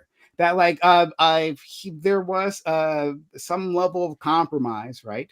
And so we immediately abandoned this individual, right? Like I understand like the mechanics of politics. I understand that he has a list of priorities, right? Let's assume it'd be great if you get 40% of those priorities through, right, by the end of his first term. That'd be fucking fantastic, right? Like their failure is in his future, right? That doesn't mean that I will necessarily abandon him. I'm going to judge his candidacy by his actions. Wait, I just want to ask a question. I just want to ask, like, what are your thoughts on AOC and Bernie these days? AOC and Bernie, I think AOC and Bernie, I think currently they're doing an excellent job, making the progressive position, right? Like putting that out there. I think they're doing a great job. Would you say you generally support leadership? In general, absolutely, I support them. However, I have criticisms. I absolutely have criticism of them. We went back and forth on AOC in our debate. But I definitely have criticism. This isn't you, PrimeCayes. Mike from PA said Mamdani will lose unless he, does not compromise on Israel. He is not doing that. I think he's going to win tomorrow, and I get to rub it in Mike from PA's face, which will be really, really nice. But guys, we have 10 minutes left. Can we all come together? Can we all come together and say that? Speaking of genocide, guys, JD Vance is going after streamers right now. Okay, is this not awful? This is actually kind of fucking insane. That Hassan, the vice president, Hassan Piker, is being called out for Collargate by the vice president, the most online vice president we ever had. And I am Destiny too, right? Yep. So there's something happened where it was like there was a request made to prosecutors in Florida. Or something. Yeah. And that's horrible. It was after the Charlie Kirk stuff, I think. It's like you got to compartmentalize, because on the one hand, I think Hassan lied about the shot collar, and on the other hand, it is fucking insane that the vice president is talking about streamers and, to Pisco's point, trying to influence like prosecutions because he didn't like their speech. It's just a horrible moment that we find ourselves in. Prime, did Hassan lie about the shot caller in your opinion? Oh no. I Oh, have no, no what idea. are we I talking don't follow Okay. any of the Twitch drama. I assure you. I was just curious if you had a thought on it. That's all good. I have no thoughts on what Hassan does. No. I think he did lie, and I still will defend him against the vice president cracking down on his speech because that is scary to me. Well, what I is mean, what is JD Vance threatening him with? I don't think didn't- JD Vance is specifically threatening him, but I think that this is in tandem with what these hearings coming up that got delayed, right, Hutch? I don't know if they're coming up soon, but the idea that we're asking the CEOs of these media companies and Steam and Discord to answer for what they're hosting, and kind of have this like federal oversight in a way that I'm uncomfortable with on what I want to be a little more of a open discourse platform. Yeah, I don't know if they're going to reschedule that hearing, but I guarantee you they're going to show like at least 3 Republicans are going to show like a sizzle reel of Hassan Piker's greatest hits from Twitch over the years. And it's Cuomo tried it in New it's- York. Yeah. So I called that too, by the way. I was telling my chat, I'm telling you within 3 weeks, Mamdani is going to disavow Hassan. And I thought it was going to be because of the hearing, but then Cuomo did it during the debate. But he disavowed him on the 9/11 comments, not on the caller game. No, yeah, I didn't mean that, but yeah. But no, hey, Prime, I know that we should probably give you some lag time to jump into. No, I would just start it You good? late. It's fine. Okay. It's fine. Yeah. Other questions I have for you. Do you care about the Democratic referendum in California? Do you care about the outcome of the Virginia, New Jersey governor's races? Give us a window into your amount of care regarding that. Like, are you like watching? I was like, oh my God, yes, the Democrats are winning in the redistricting fight in California, or yes, the Democrats are winning in Virginia. Are those thoughts that go through your mind? Yes. I don't identify as a Democrat anymore. The Democratic Party has completely and utterly disappointed me too many times. However, like I understand, like I'm not, at least not currently, I haven't yet been convinced to be like a third party guy. I understand that the Democratic Party is currently the best vehicle to get my policy agenda through, right? We just have to take power away from people like IRI and Hutch, right? And that's the fight. And so within, and I'm willing to engage in it. And until that happens, right, there is a range, right, but a range of Democratic candidates and priorities, right, that I will certainly be supporting. And so, like in terms of like the redistricting fight in California, absolutely, yeah, we got to take power. We need to take power. And so let's let's do that. Like through we being who? You said you're not a Democrat, so who's we? Oh, I'm sorry. I'm just using. He's part of the coalition, Pisco. We can let him in. Yeah, no. That's no. I mean, it's a fair criticism, but like, it's just like I'm using a common speech pattern that got it. to talk about. So like, Democrats need to take power. Is that what I heard you? So are we substituting Democrats in for we? We're substituting Democrats for the larger left coalition. Okay, so the larger left coalition needs to take power, and Democrats are a part of that. I mean, Democrats are the vehicle for that. I mean, the Democratic organization is a vehicle for that. So I'm hearing the Democrats need to win. Yeah. Okay. I don't why would that. Why be surprised about that? No, I find that interesting. That you left out yes or no. Do the Democrats? The Democrats, yeah, the Democrats. Well, not the Democratic segregationist. Another way of saying the Democrats need to win is the Democrats should win. Are you accelerationist at all, Prime, in that you want to see more loss? No. Okay. No. I was just curious. No. I mean, I think that idea like tells people that they shouldn't necessarily vote for Trump, right? Because like people on the left, that we should vote for Trump because if we accelerate to fascism, we'll accelerate to the utopia afterwards. No, there just could be just fascism afterwards. Like so, no. Fair enough. Is there anybody you're excited about? We kind of put it into your mouth that you're excited about Mamdani, but are you like genuinely excited for him, or is there any other candidates out there that you like? I mean, I am generally excited for Mamdani. Okay.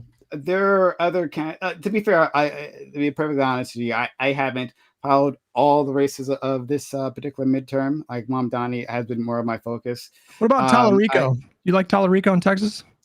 I don't know who that person is. I'm sorry. I don't know who that is. Wait, I have one more triggering question to ask you, Prime. One more triggering question.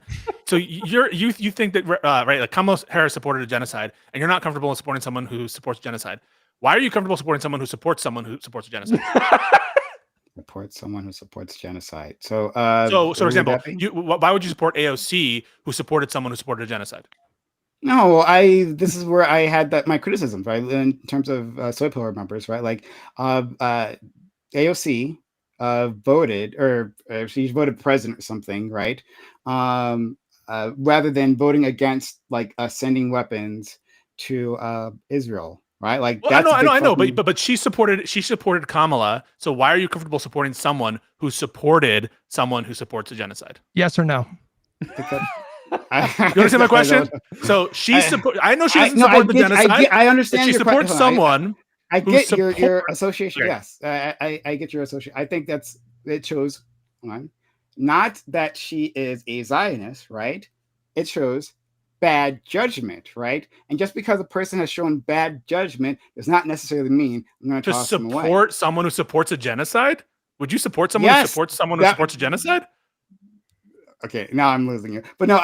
We're right where we want to be. We're right where we want to be. Bernie supported Kamala Harris. Kamala Harris and Biden. And Biden. Kamala, by your lights, Kamala Harris supported genocide, and you're comfortable supporting someone who supports genocide. If their politics isn't supporting genocide. but their politics involves supporting someone who supports a genocide. Yeah, and I would say that is a mark against them. So all it takes is one. All it takes is one chain in the just one piece of plausible deniability. Oh, I don't support the policy, but I support someone who supports the policy, and all of a sudden, genocide is not a dividing line for you.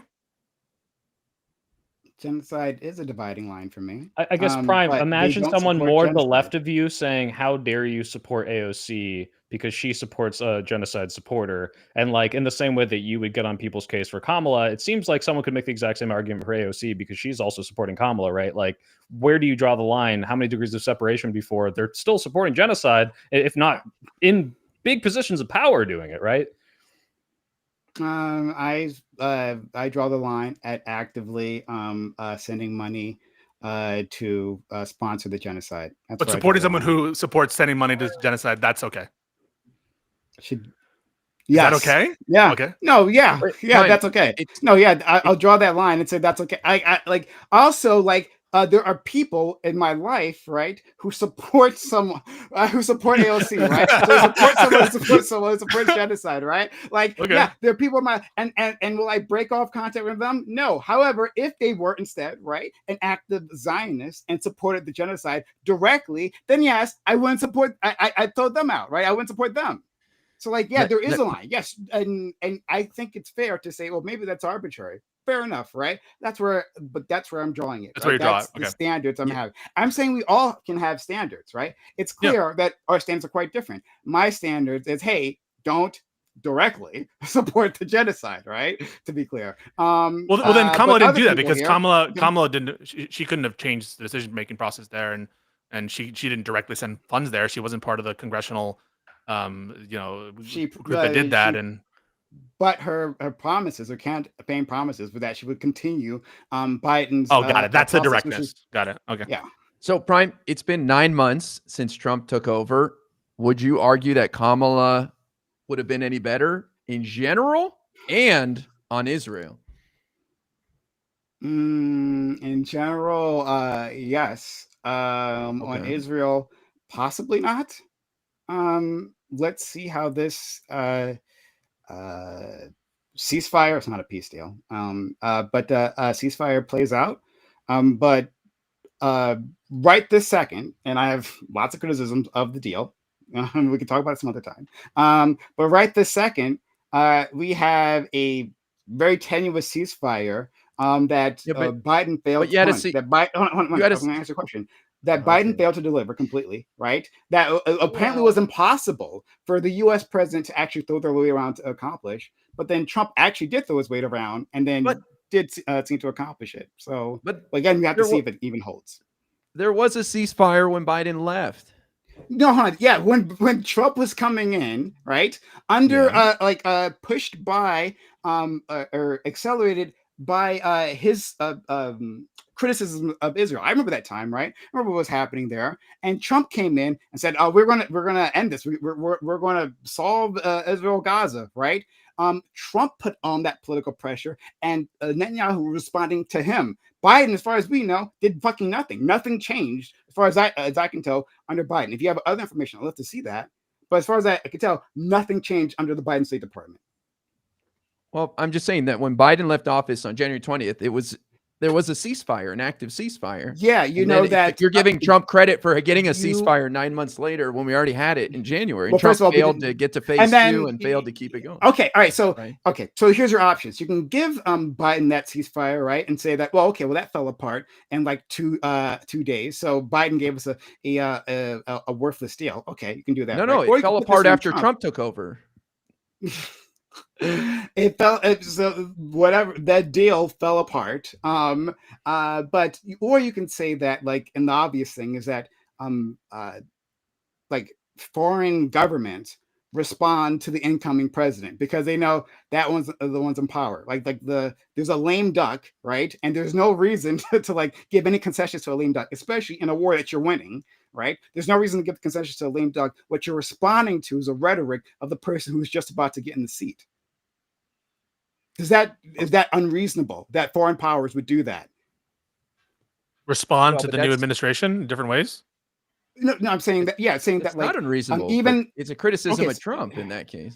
1 second. No, hold on. I'm saying, Pisco, that a new government, a foreign government, like takes into account what the incoming regime wants and needs, right? Because there's Sure, a yeah. lame duck in office, yeah, right. And so, what it seems to me, looking at the situation, that they were responding to Trump. Trump was the one making statements, saying that we're going to end this fight, like I'm done with it, right? Like end Israel Gaza, end the conflict. And that's what they were responding to, seemingly. I don't see doubt any that, like change under that. Biden. I think Trump was read in, Steve Witkoff was read in, but there just is a ton of reporting that this mattered a lot to the Biden administration.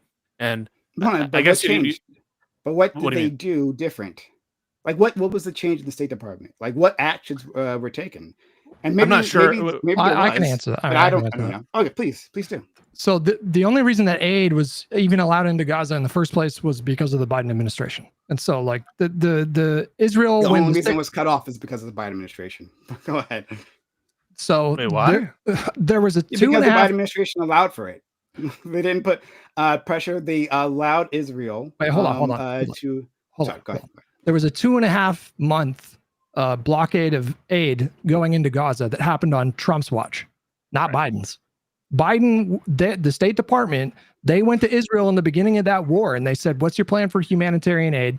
And Israel said, "We're not letting aid into Gaza. Are you kidding me?" And it was the Biden administration that pressured them to do that in the first place. There were brief pauses at times during. I don't know why you're laughing. What are you laughing? I'm laughing at you because you didn't know. I'm laughing What at are you you. laughing That's at? the first thing Why? I'm laughing at you. Right? What, Yeah. what about it? What's Why? funny? Yeah. Sure. Don't worry. I'll tell you. Don't worry. Okay. Those brief pauses in aid, and then like what little aid that got in. Yes, that was because of the Biden administration's complacency and a willingness to let the Israelis do damn near everything they wanted them to do. Right. So yes, the Israelis stopped the trucks at points, right, and other times let them in, or they let in so little aid, right, that the Gazans were practically starving. That happened under the Biden administration. There were long lines of food aid, right, outside of Gaza where the food was rotting. That happened under Biden. And it was so bad. Do you remember the pier, right? Because Israel wasn't letting the aid, the solution from the Biden administration was like, oh, let's, instead of forcing our supposed ally to let in aid here, not to commit a war crime, instead we're going to build a makeshift pier, right? That's going to take us months to complete, to get in a trickle of aid, right? And that pier immediately fell apart. The other option was to drop aid, like a tiny amount of aid from the air, and like crush Gazans underneath, right? Those are all plans that happened under Biden instead of actually simply forcing Israel to let in all the necessary aid, right? America under Biden collaborated to kick UNRWA, the best aid organization, right? The most accomplished aid organization in Gaza, out of it, right? That was the Biden longest administration pause. collaborated on doing that. That was the longest pause, but that did not come close to the pause that happened when Trump was president for nearly 3 months. That was the only time, as far as I'm aware, I'm not just talking that about the international process, groups declared a potential famine that was coming. Sorry, that happened on they were Trump's actually talking watch. about.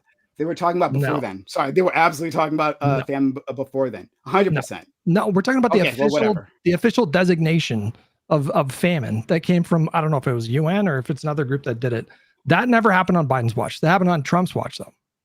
They were warning of famine for the months and months before. I'm not sure when the first warning of famine was happening. But in any case, famine isn't a black and white, we're in famine or we're not famine. There's literally a scale. I mean, there is. It is. When we're talking about like there isn't, because it shows me you don't know what you're talking. It shows me you don't know what you're talking about. There's a scale for famine. Yes. Right? There's a scale from, I believe it's from 1 to 5, if I remember correctly, for famine designation. And different parts of Gaza can be in famine and other parts not.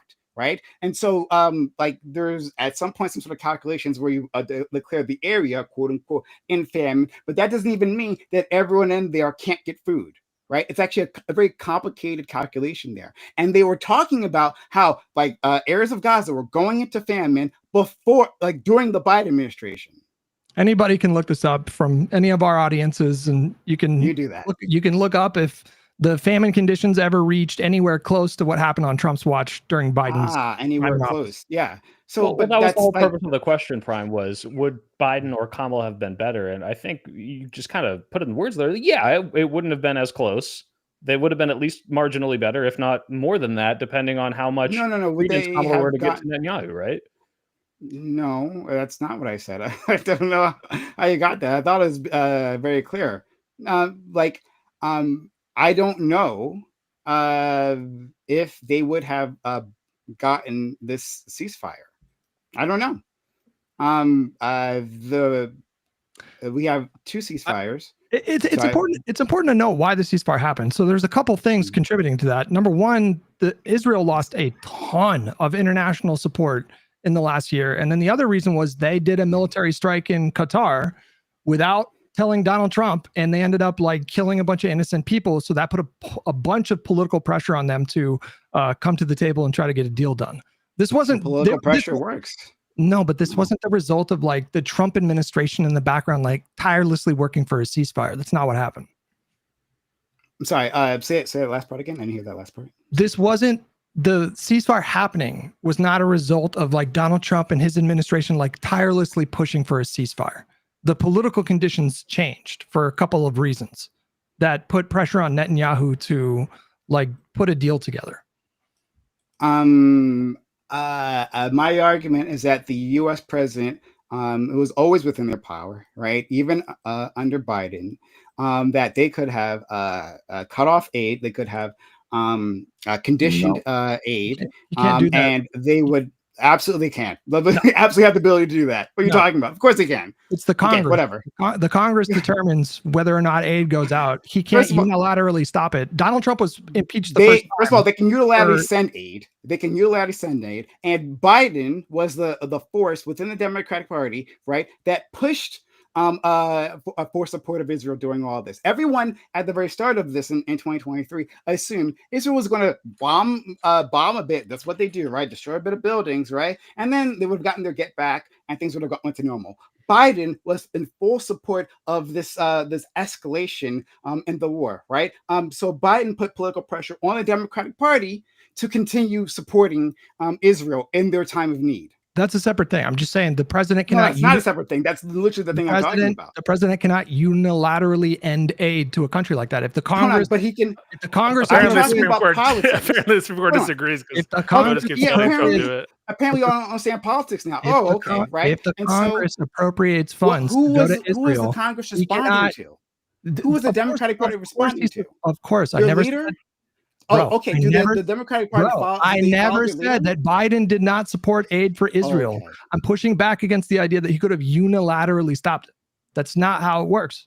Oh, okay. Is that what you're saying? Oh, simply you're gonna let. Oh, okay. No. I Yes. can work with this. I can work with this. No, I can work Yes. with this. Right. Like I think that Biden, right, had a singular responsibility, being the president and the leader of the Democratic Party, right, to put pressure on Israel, right, and his party to create conditions that Israel would not be able to prosecute the war, at least not with American support, right? I think if you're making the argument that due to separation of powers would still need Congress involvement, true, right? But then it says It what that doesn't says is work, still Hutch. It Biden doesn't does his work, part. Hutch, because Biden was ideologically committed to it. So I mean, it's No, not that's just what I'm the saying. separation of I'm powers issue. nitpicking one particular part here. No, But, I mean, get it. I get it. But people talk about like Biden's involvement in Israel, and I agree with you that he was way too friendly with Israel and didn't speak up enough and allowed for conditions to become horrible. I'm totally in agreement with you, but I feel like people just leave out altogether the role of the Republicans in Congress who also were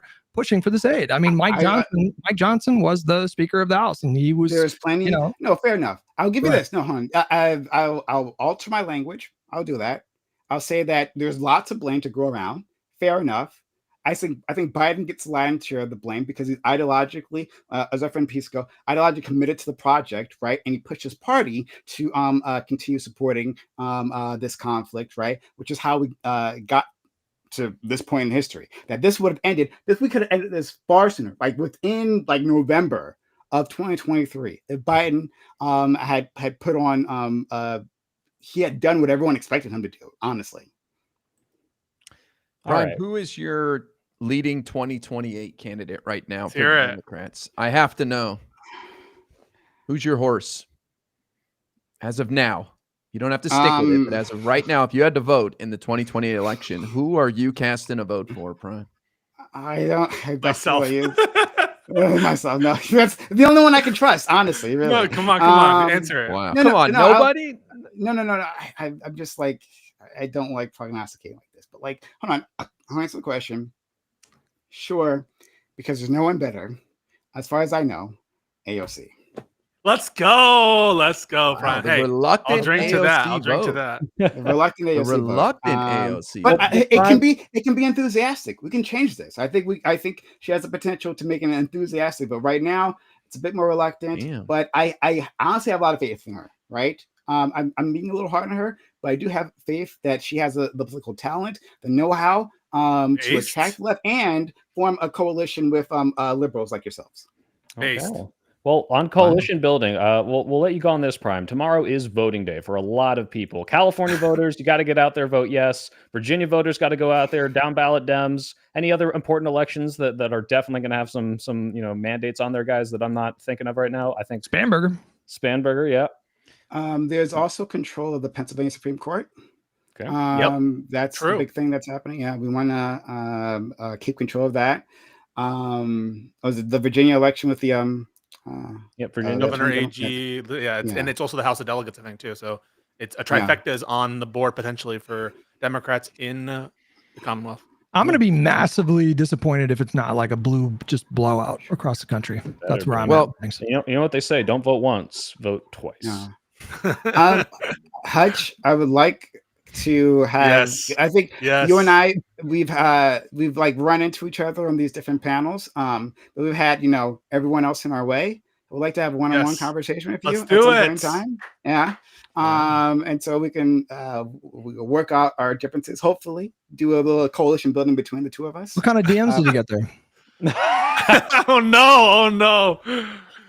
What kind of DMs? Busted, I don't know what you're talking busted. about. Like, it's Ogre Boy, isn't it? It's Ogre Boy. Is it Ogre Boy? 1, 2, 3. Is it Ogre Boy? Is it Ogre Boy? I didn't get no. There's no Ogre Boy in my DMs. I can assure you. All right, check your check like the messages for people you don't know. See if it's there. There's no. There's a person. No, that was 12 hours ago. Someone named True Talent. You were looking at some DMs before, and you looked very entertained. Oh no! That was no. I'll tell you. Opposite research. No. Someone wanted me to send to ask you guys a question. That was Doobie. My main man Doobie. Are you familiar with Doobie? One of Hutch's, one of Hutch's biggest ops. Oh, really? Oh, Who is this? I don't know who I this was is. just joking. I'm Oh. joking. Oh yeah, That's yeah. to me. It's a friend of mine. Sorry, but yeah, He's I the, don't know the what- frog know guy what with it is. the crown, yeah? Yeah, he's the frog. Yeah. Well, Prime, thank you so much for coming on. I think, guys, do you want to go for 10 more minutes, wrap up here after? Yeah. And, guys, if you want to check out Prime, his links are in the description, and you have your show. What's it called? The Reverence? Reverie. Reverie. The Reverie. Oh my god. And Be a so One go check Piece him fan. out. It's Mondays right after our show. So if you're like, dang, I can't get enough of this, you go right. It's back-to-back shows. So thanks so much for coming on. And sorry, 8 to I 11:30 didn't know we'd be Eastern. grilling you that hard. I tried to defend I love it. and moderate, I love but it. that's how it is. I think I just you're used to it. No, I certainly, and I want more of Hutch. I would love, seriously. Hopefully, we can have a Got one-on-one him crawling back conversation. for seconds. Let's go. And have a conversation, and not have anyone like Pisco try to save you. It's okay. All right. Okay. Okay. Thanks for coming out, Brian. We'll talk to you. Thank later. Have a good Prime. one. I don't. Well, that was fun. So I know our plan was to bring on more progressives. Do you think that'll happen every time, or Probably. I hope I wasn't stepping on your guys' feet too much. I felt like I needed to not let it become the everyone beat up Prime show. No, but- you have somebody that is what's his name? Ryan Getty. You know him, right? Yeah. He's pretty progressive, right? Ryan's pretty progressive. He's really smart too. I love Ryan. He's a cool guy, and he's deceptively tall too. I don't know if you got that Is from he? his vid. No. He mentioned you watched his vid on stream. He was very happy about it. Yeah, But it's great. What about Ryan? Well, no, I asked him if he wanted to come on at some point, and he seems pretty progressive. Ryan, that won't be a shouting match for sure. Yeah, let's have Ryan on. Yeah. Well, that was my point. It doesn't have to be a shouting match. Just the person that we're speaking to has to have coherent arguments and morals. That's Hutch, all. before you came on, I was like, look, I'm pretty sure Hutch is going to press you a lot, and I'll try to step in. And by the end of it, it's like a 3.5, a 4v1. And I'm like, oh no, what have I done? So you could ask me the come most, literally, I said on my stream 4 days ago, if it was if it was Hunter Biden running for president and we discovered that QAnon was real and he was eating babies, but we were going to get single payer, I would vote for Hunter Biden, and I would encourage people to vote for Hunter Biden. In our Prime debate, I said if Joe Biden personally broke into my house and sexually assaulted my whole family, I would still vote for him over Trump. It's a extreme example, but you gotta. Hutch, would you vote for Joe Biden if he wanted to pass a law that said every American gets to razor blade your skull and then spit lemon juice into it every day for the rest of the next 4 years? I don't know. What do the Congress people say? Oh, the Congress people are going to pass Medicare for all. No, but are they going to pass the cut my head with a razor thing? It's happening. It's 100% happening. Honestly, I know. I think. I mean, wow, that's selfish. That's Yeah. really selfish, Hutch. Well, I mean, it sounds awful. But I It's don't really think awful. Prime was bummed about that at all. I think leftists want to come into the lib lion's den and tussle. I think that they would live for that. So I wouldn't worry about the 3 or clearly. 4v1. Yeah. I was worried at first. I was more worried about maybe I should have let it happen more, if anything, because I was jumping in between you guys. But yeah, clearly he wanted more of that. So next time I'll step behind. I'll pile on. Let's pile. I don't understand. I mean, the whole thing where you vote for a guy who's a segregationist, but you're going to get socialism and he's going to be murdered right afterwards. And he said, I don't understand. That does not fit. He's not a consequentialist. He doesn't vote based on consequence. Wait, you didn't add that last part. I think if you told him the guillotine comes after the election. No, I did. And no, he did. He did. I was doing a one-state solution for Palestine. And so, I don't understand that. Hutch, he'll accept it if it's the end of the universe as we know it, and every single puppy has been suffering ultimate pain. He just doesn't vote based on consequences. So you can put anything you want. I've tried this. I've tried putting the most grotesque stuff on the table or the most tantalizing policy or personal outcome, and he just won't shift. He just doesn't want to vote for people who don't meet that threshold. No, I regardless get of it. how I it leaves the universe. I just that'll never make sense to me. It's not going to compute in my head ever.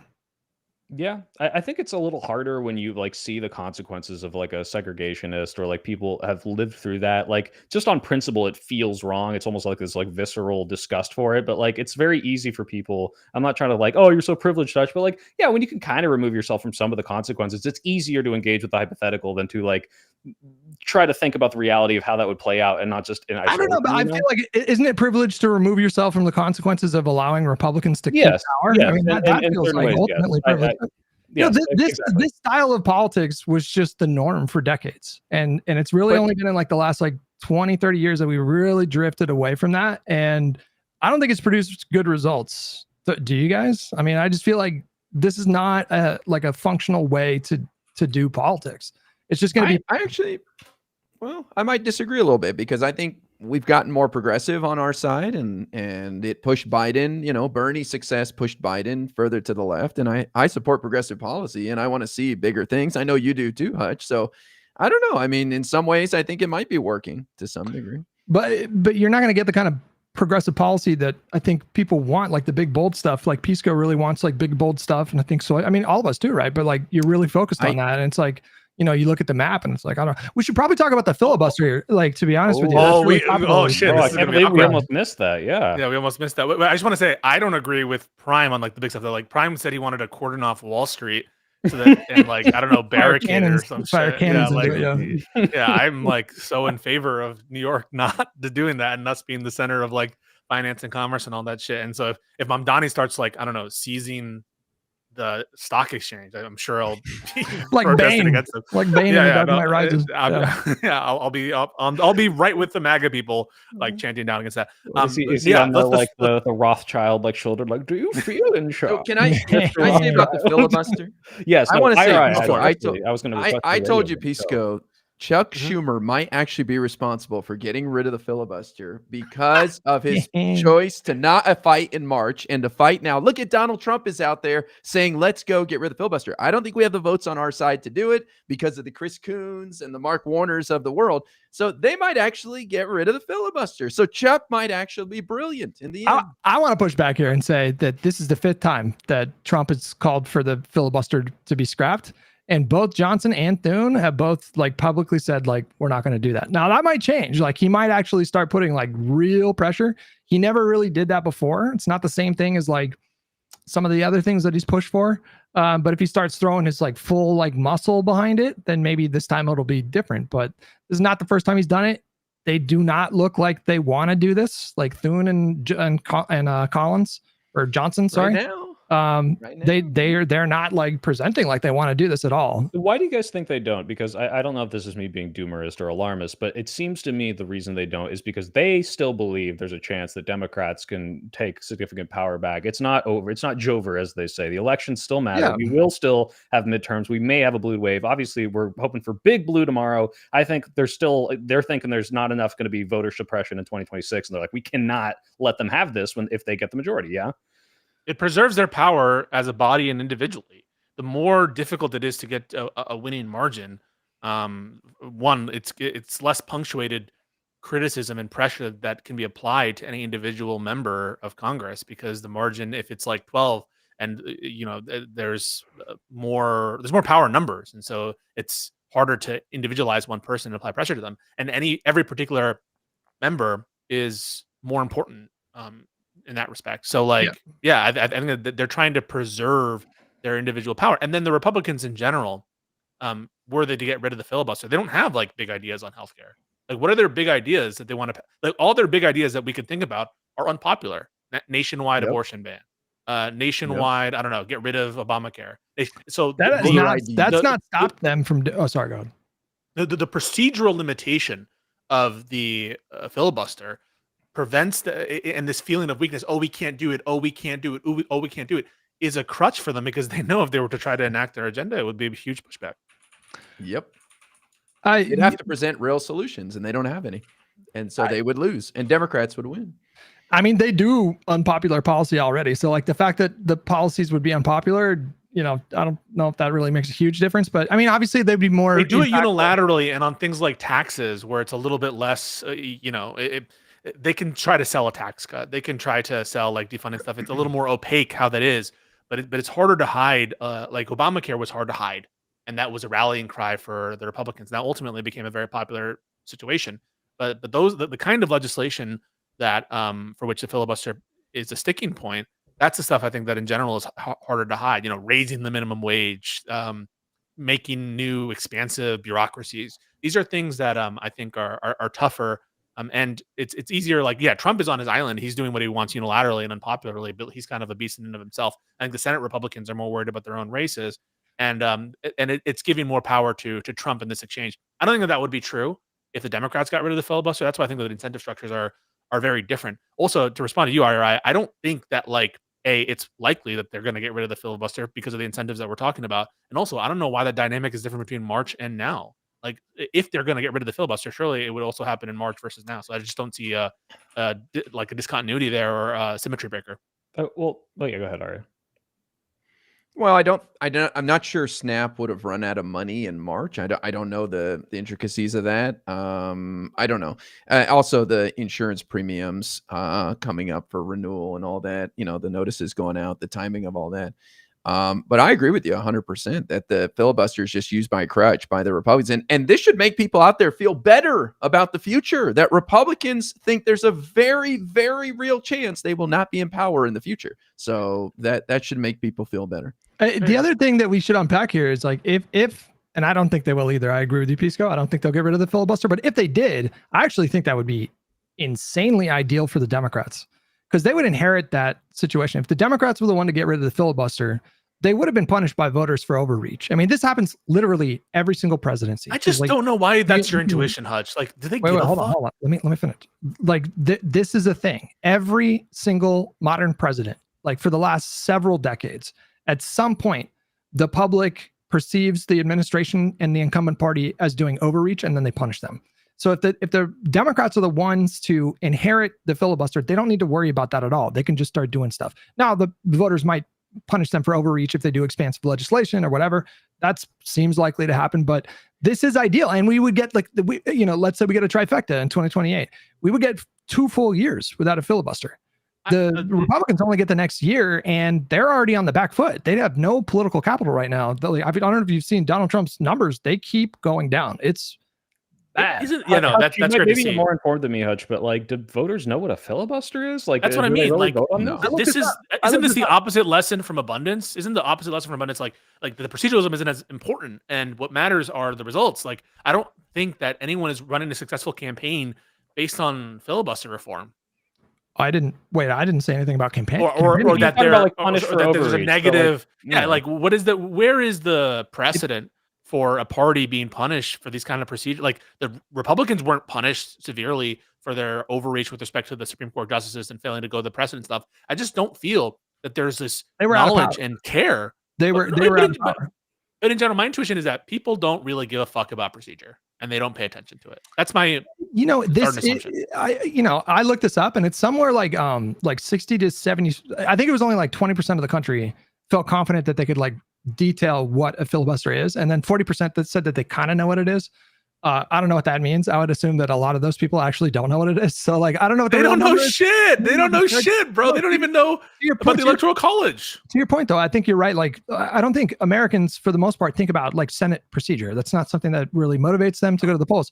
However, it becomes a front page story as soon as the party takes over, the president is sworn in, the Congress is sworn in, and then, first thing they do is end the filibuster. That will become like national news. The entire right-wing media apparatus, they will pounce on that. They will coordinate. They will just relentlessly hammer Democrats. That would take away some of their political capital, some of their leverage to do legislation. They would be getting angry calls from their constituents. That's how this works. Like, political capital, when we talk about like the importance of like approval rating, if you have a low approval rating, you're going to be getting angry calls from your constituents. You're going to be having pressure applied in that kind of way. Plus, from other sources as well. And like that matters. All that matters. Hutch, on the flip side of what IRI said, because I agree with your assessment of like how that would hurt them. IRI agree, look, we should be optimistic that they are afraid that this could be used against them. If they did end the filibuster, would that not kind of be doomsaying of they don't care about what you just said would happen? They're like, hey, we're going to get around that somehow. Like they have that same assessment that you do, but they're like, we don't need to worry about that because maybe some bullshit they're going to be polling in 2020. Yeah, I mean, I think you could explain that more just by, Donald Trump like put serious pressure on them. That would be more likely if they got rid of the filibuster. That would be the likely culprit instead of them, secretly plotting to end them. More damaging than the consequences of the filibuster. Yeah, maybe. I hope so. I'm genuinely scared that if they do get rid of it, it's because they're like, we're pretty confident something's fishy is going to go up in 26. But I don't think that they're worried about Democrats. They're worried about Trump and internal pressures on the Republicans. If they were I think that it's priced in that if the Democrats have like a 2-3 seat majority in the Senate, I think there'll be enough pressure for them to get rid of the filibuster. And so I think the Republicans are more worried internally. I don't think that they're that worried about them. What's that? Well, but we have we were moderate close. Democrats. Like we have independents like Angus King and Chris Coons. Do you think these people will vote The for whip getting rid of count was filibuster? like, yeah, I think the whip count was the Democrats were down like 2-3 votes in the Senate, and that when it was considered. But I think that was for like codifying abortion or like Roe v. Wade. Yeah, or but something. once you cut it out for one law, it's like, Yeah, all right, where does that's this it. end? You know, That's it's a huge- Well, Yeah, I mean, wait, correct me if I'm wrong. I need to ask Pisco this because well, maybe you guys know. I feel ignorant on this because, as a more tuned in person, I still keep having to look up the filibuster every like 2 or 3 years once it comes to conversation. To my understanding, the level to which they've eliminated it in the past was not for all bills. They did it for confirmations, right, of certain people, and during the Republican majority. It's just for And- judicial stuff. Yeah, for judicial stuff. They've never done it for Well, bills. to they've my knowledge. expanded that. well, and they've expanded it, and now they're doing like bulk Last nomination month. confirmations and shit. Yeah. Does anyone give a fuck about that? No one gives a fuck about these procedures. What they care about is the results, and so I don't think that we Right. should be working on that premise. So support for the filibuster just broadly has been just eroding over time. However, Yeah. there are a handful of Democrats and Republicans who are institutionalists who like genuinely believe that the filibuster is a good idea to prevent volatile swings. Now, how principled are they in the face of like a serious pressure campaign from Donald Trump? We'll see if he does that.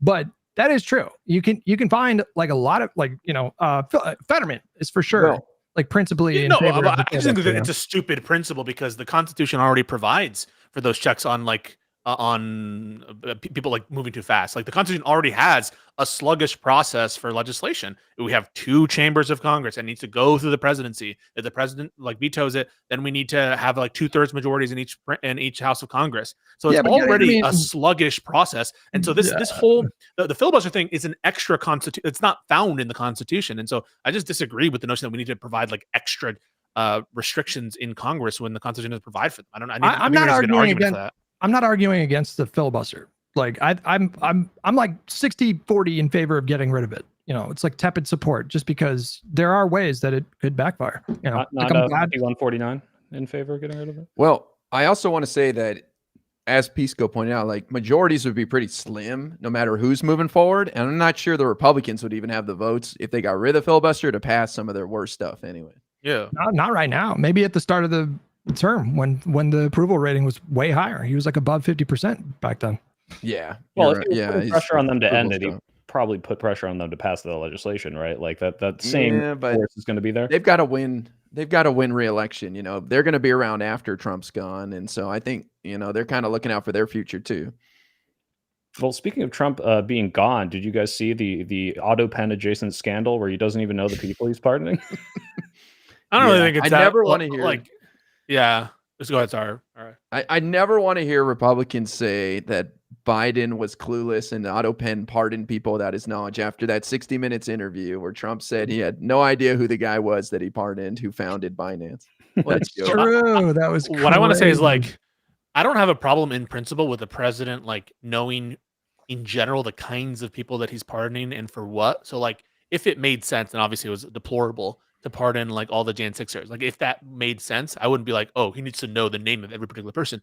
But this was like not one of those situations where it's like some event that a bunch of people, normal people, who knows who the fuck is, or like dozens of people. This is like a newsworthy event. This guy affiliated with Binance.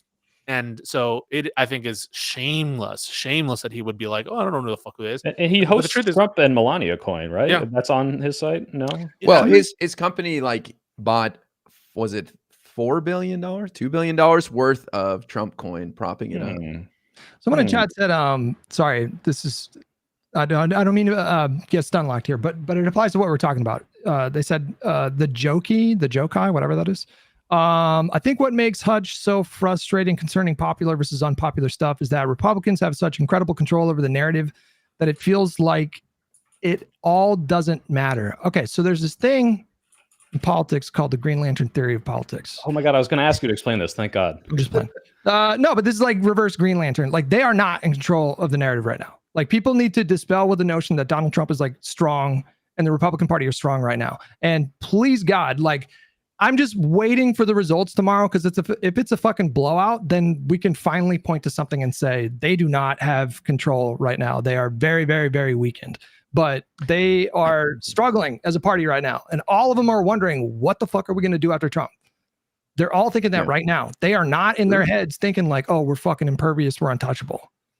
Yeah. Okay. I'm looking for Kamala won by about 6% in Virginia and New Jersey in November. So if the margin is larger than that, then we're cooking something special. Double digits, we're on fire.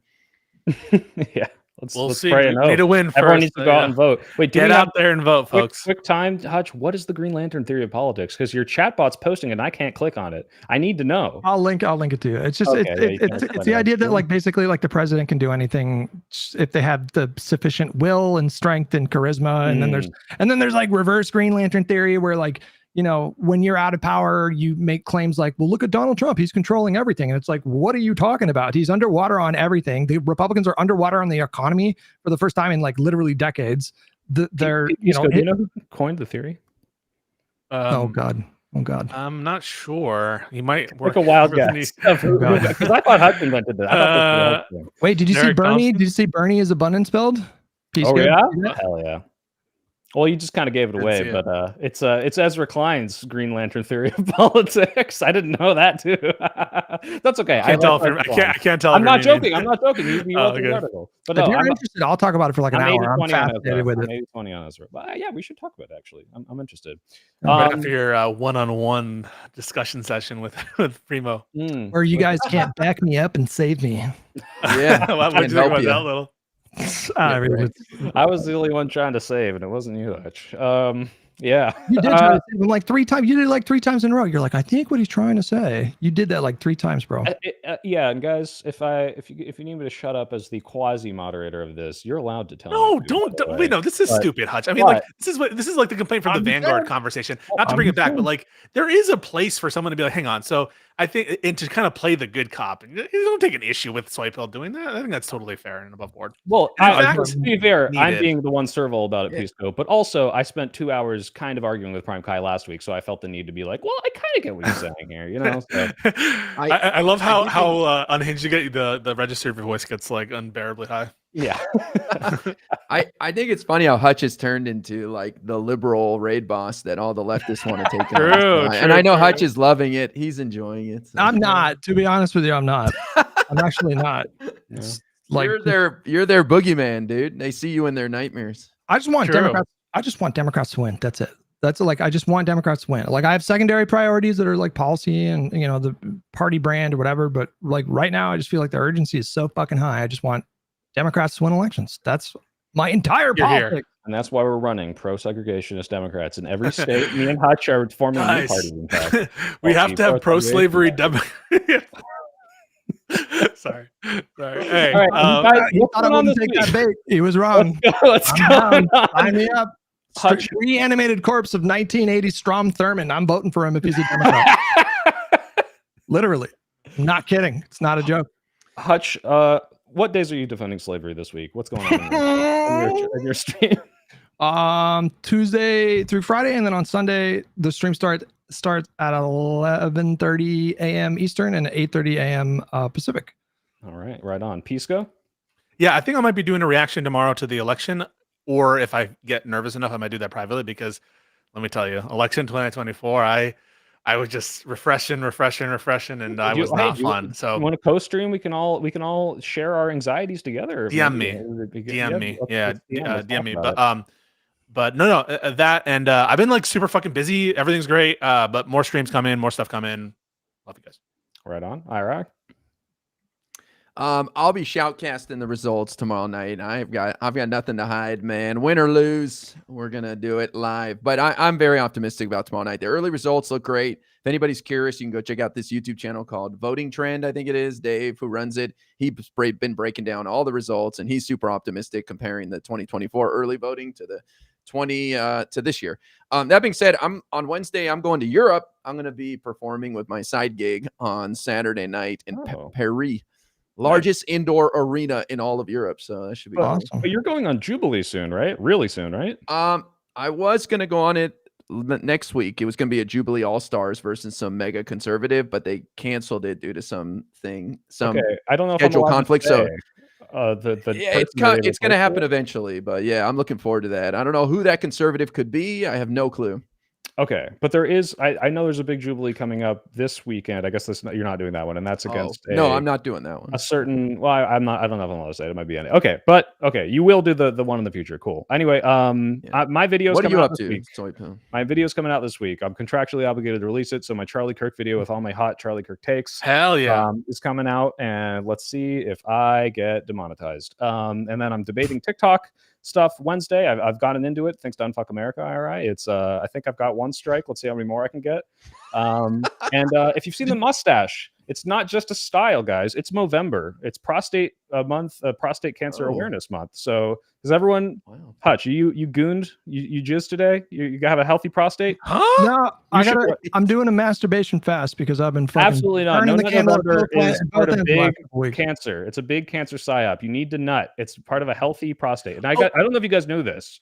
Scott Adams. No, I wanted to talk about this so bad. Yeah, Dilbert creator and prolific racist has prostate cancer, but this is just tell you that good people can also get prostate cancer, not just Scott Adams. So, well, Joe Biden Isn't has it it the too. opposite?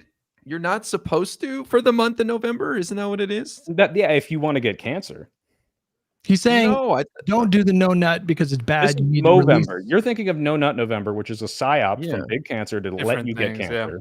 Oh, wait, I didn't know just wanna that. say one thing. Prostate cancer is bad, and you should jizz more. One thing on the Scott Adams stuff. So Scott Adams, I do hope he recovers. I mean, that's horrible. I hate cancer. It's a bad taste in my mouth, though, that because you're friends with the president, because you're politically connected, at a time when so many Americans are having the access to healthcare being reduced significantly, that all it takes is a tweet from Scott Adams, and immediately RFK Jr. jumps in and messages the president of the United States to make so that his provider is giving him the experimental treatment that he wants. Like, that is, I think, a prime example of people who are connected, politically connected, getting access because of their political connections, because of their speech, to crazy good results or crazy good access to different treatments just because of that, while Americans are literally being fucked over by this government at this time. And so that, to me, it kind of makes me sick. I mean, I do hope that he gets better, hope he gets the treatment he needs, but I hope that everyone gets more access to healthcare. And I just think that it leaves a bad taste in my mouth. He's also been listening to Kooks and taking fucking ivermectin. So, what 8-year-old kid lost their spot on the list to move him up? I wonder. Yeah, who knows? Yeah, guys, this is going to be part of my Charlie Kirk video, and maybe you guys can all shit on me. Maybe it's Dogpile, the Soy Pill time, Dogpile Niels. But what if I don't want him to get better? Is that bad? Yeah. No, I mean, listen, you don't have to like cheer on shitty people. You know what I mean? Like, you can just be like, sucks for him. You know what I mean? I'll say, look, fuck cancer most of the time. That's what I'll say. oh my goodness. All right, guys, Well, this is Live and Learn. Thanks so much for tuning in. You guys know everyone here. They've all given you your schedules. Go check them out. They're all doing stuff this week. Please go support and vote tomorrow. For fuck's sake, go out and vote. I already early voted several hundred times, and you need to do it too. Well, not multiple tomorrow. times, but I did. No, just vote once. Don't do voter fraud, guys. I'm joking. Stay cool. Cheers, guys. All right. Later. Later, dudes. Bye-bye. Toodaloo. Bye.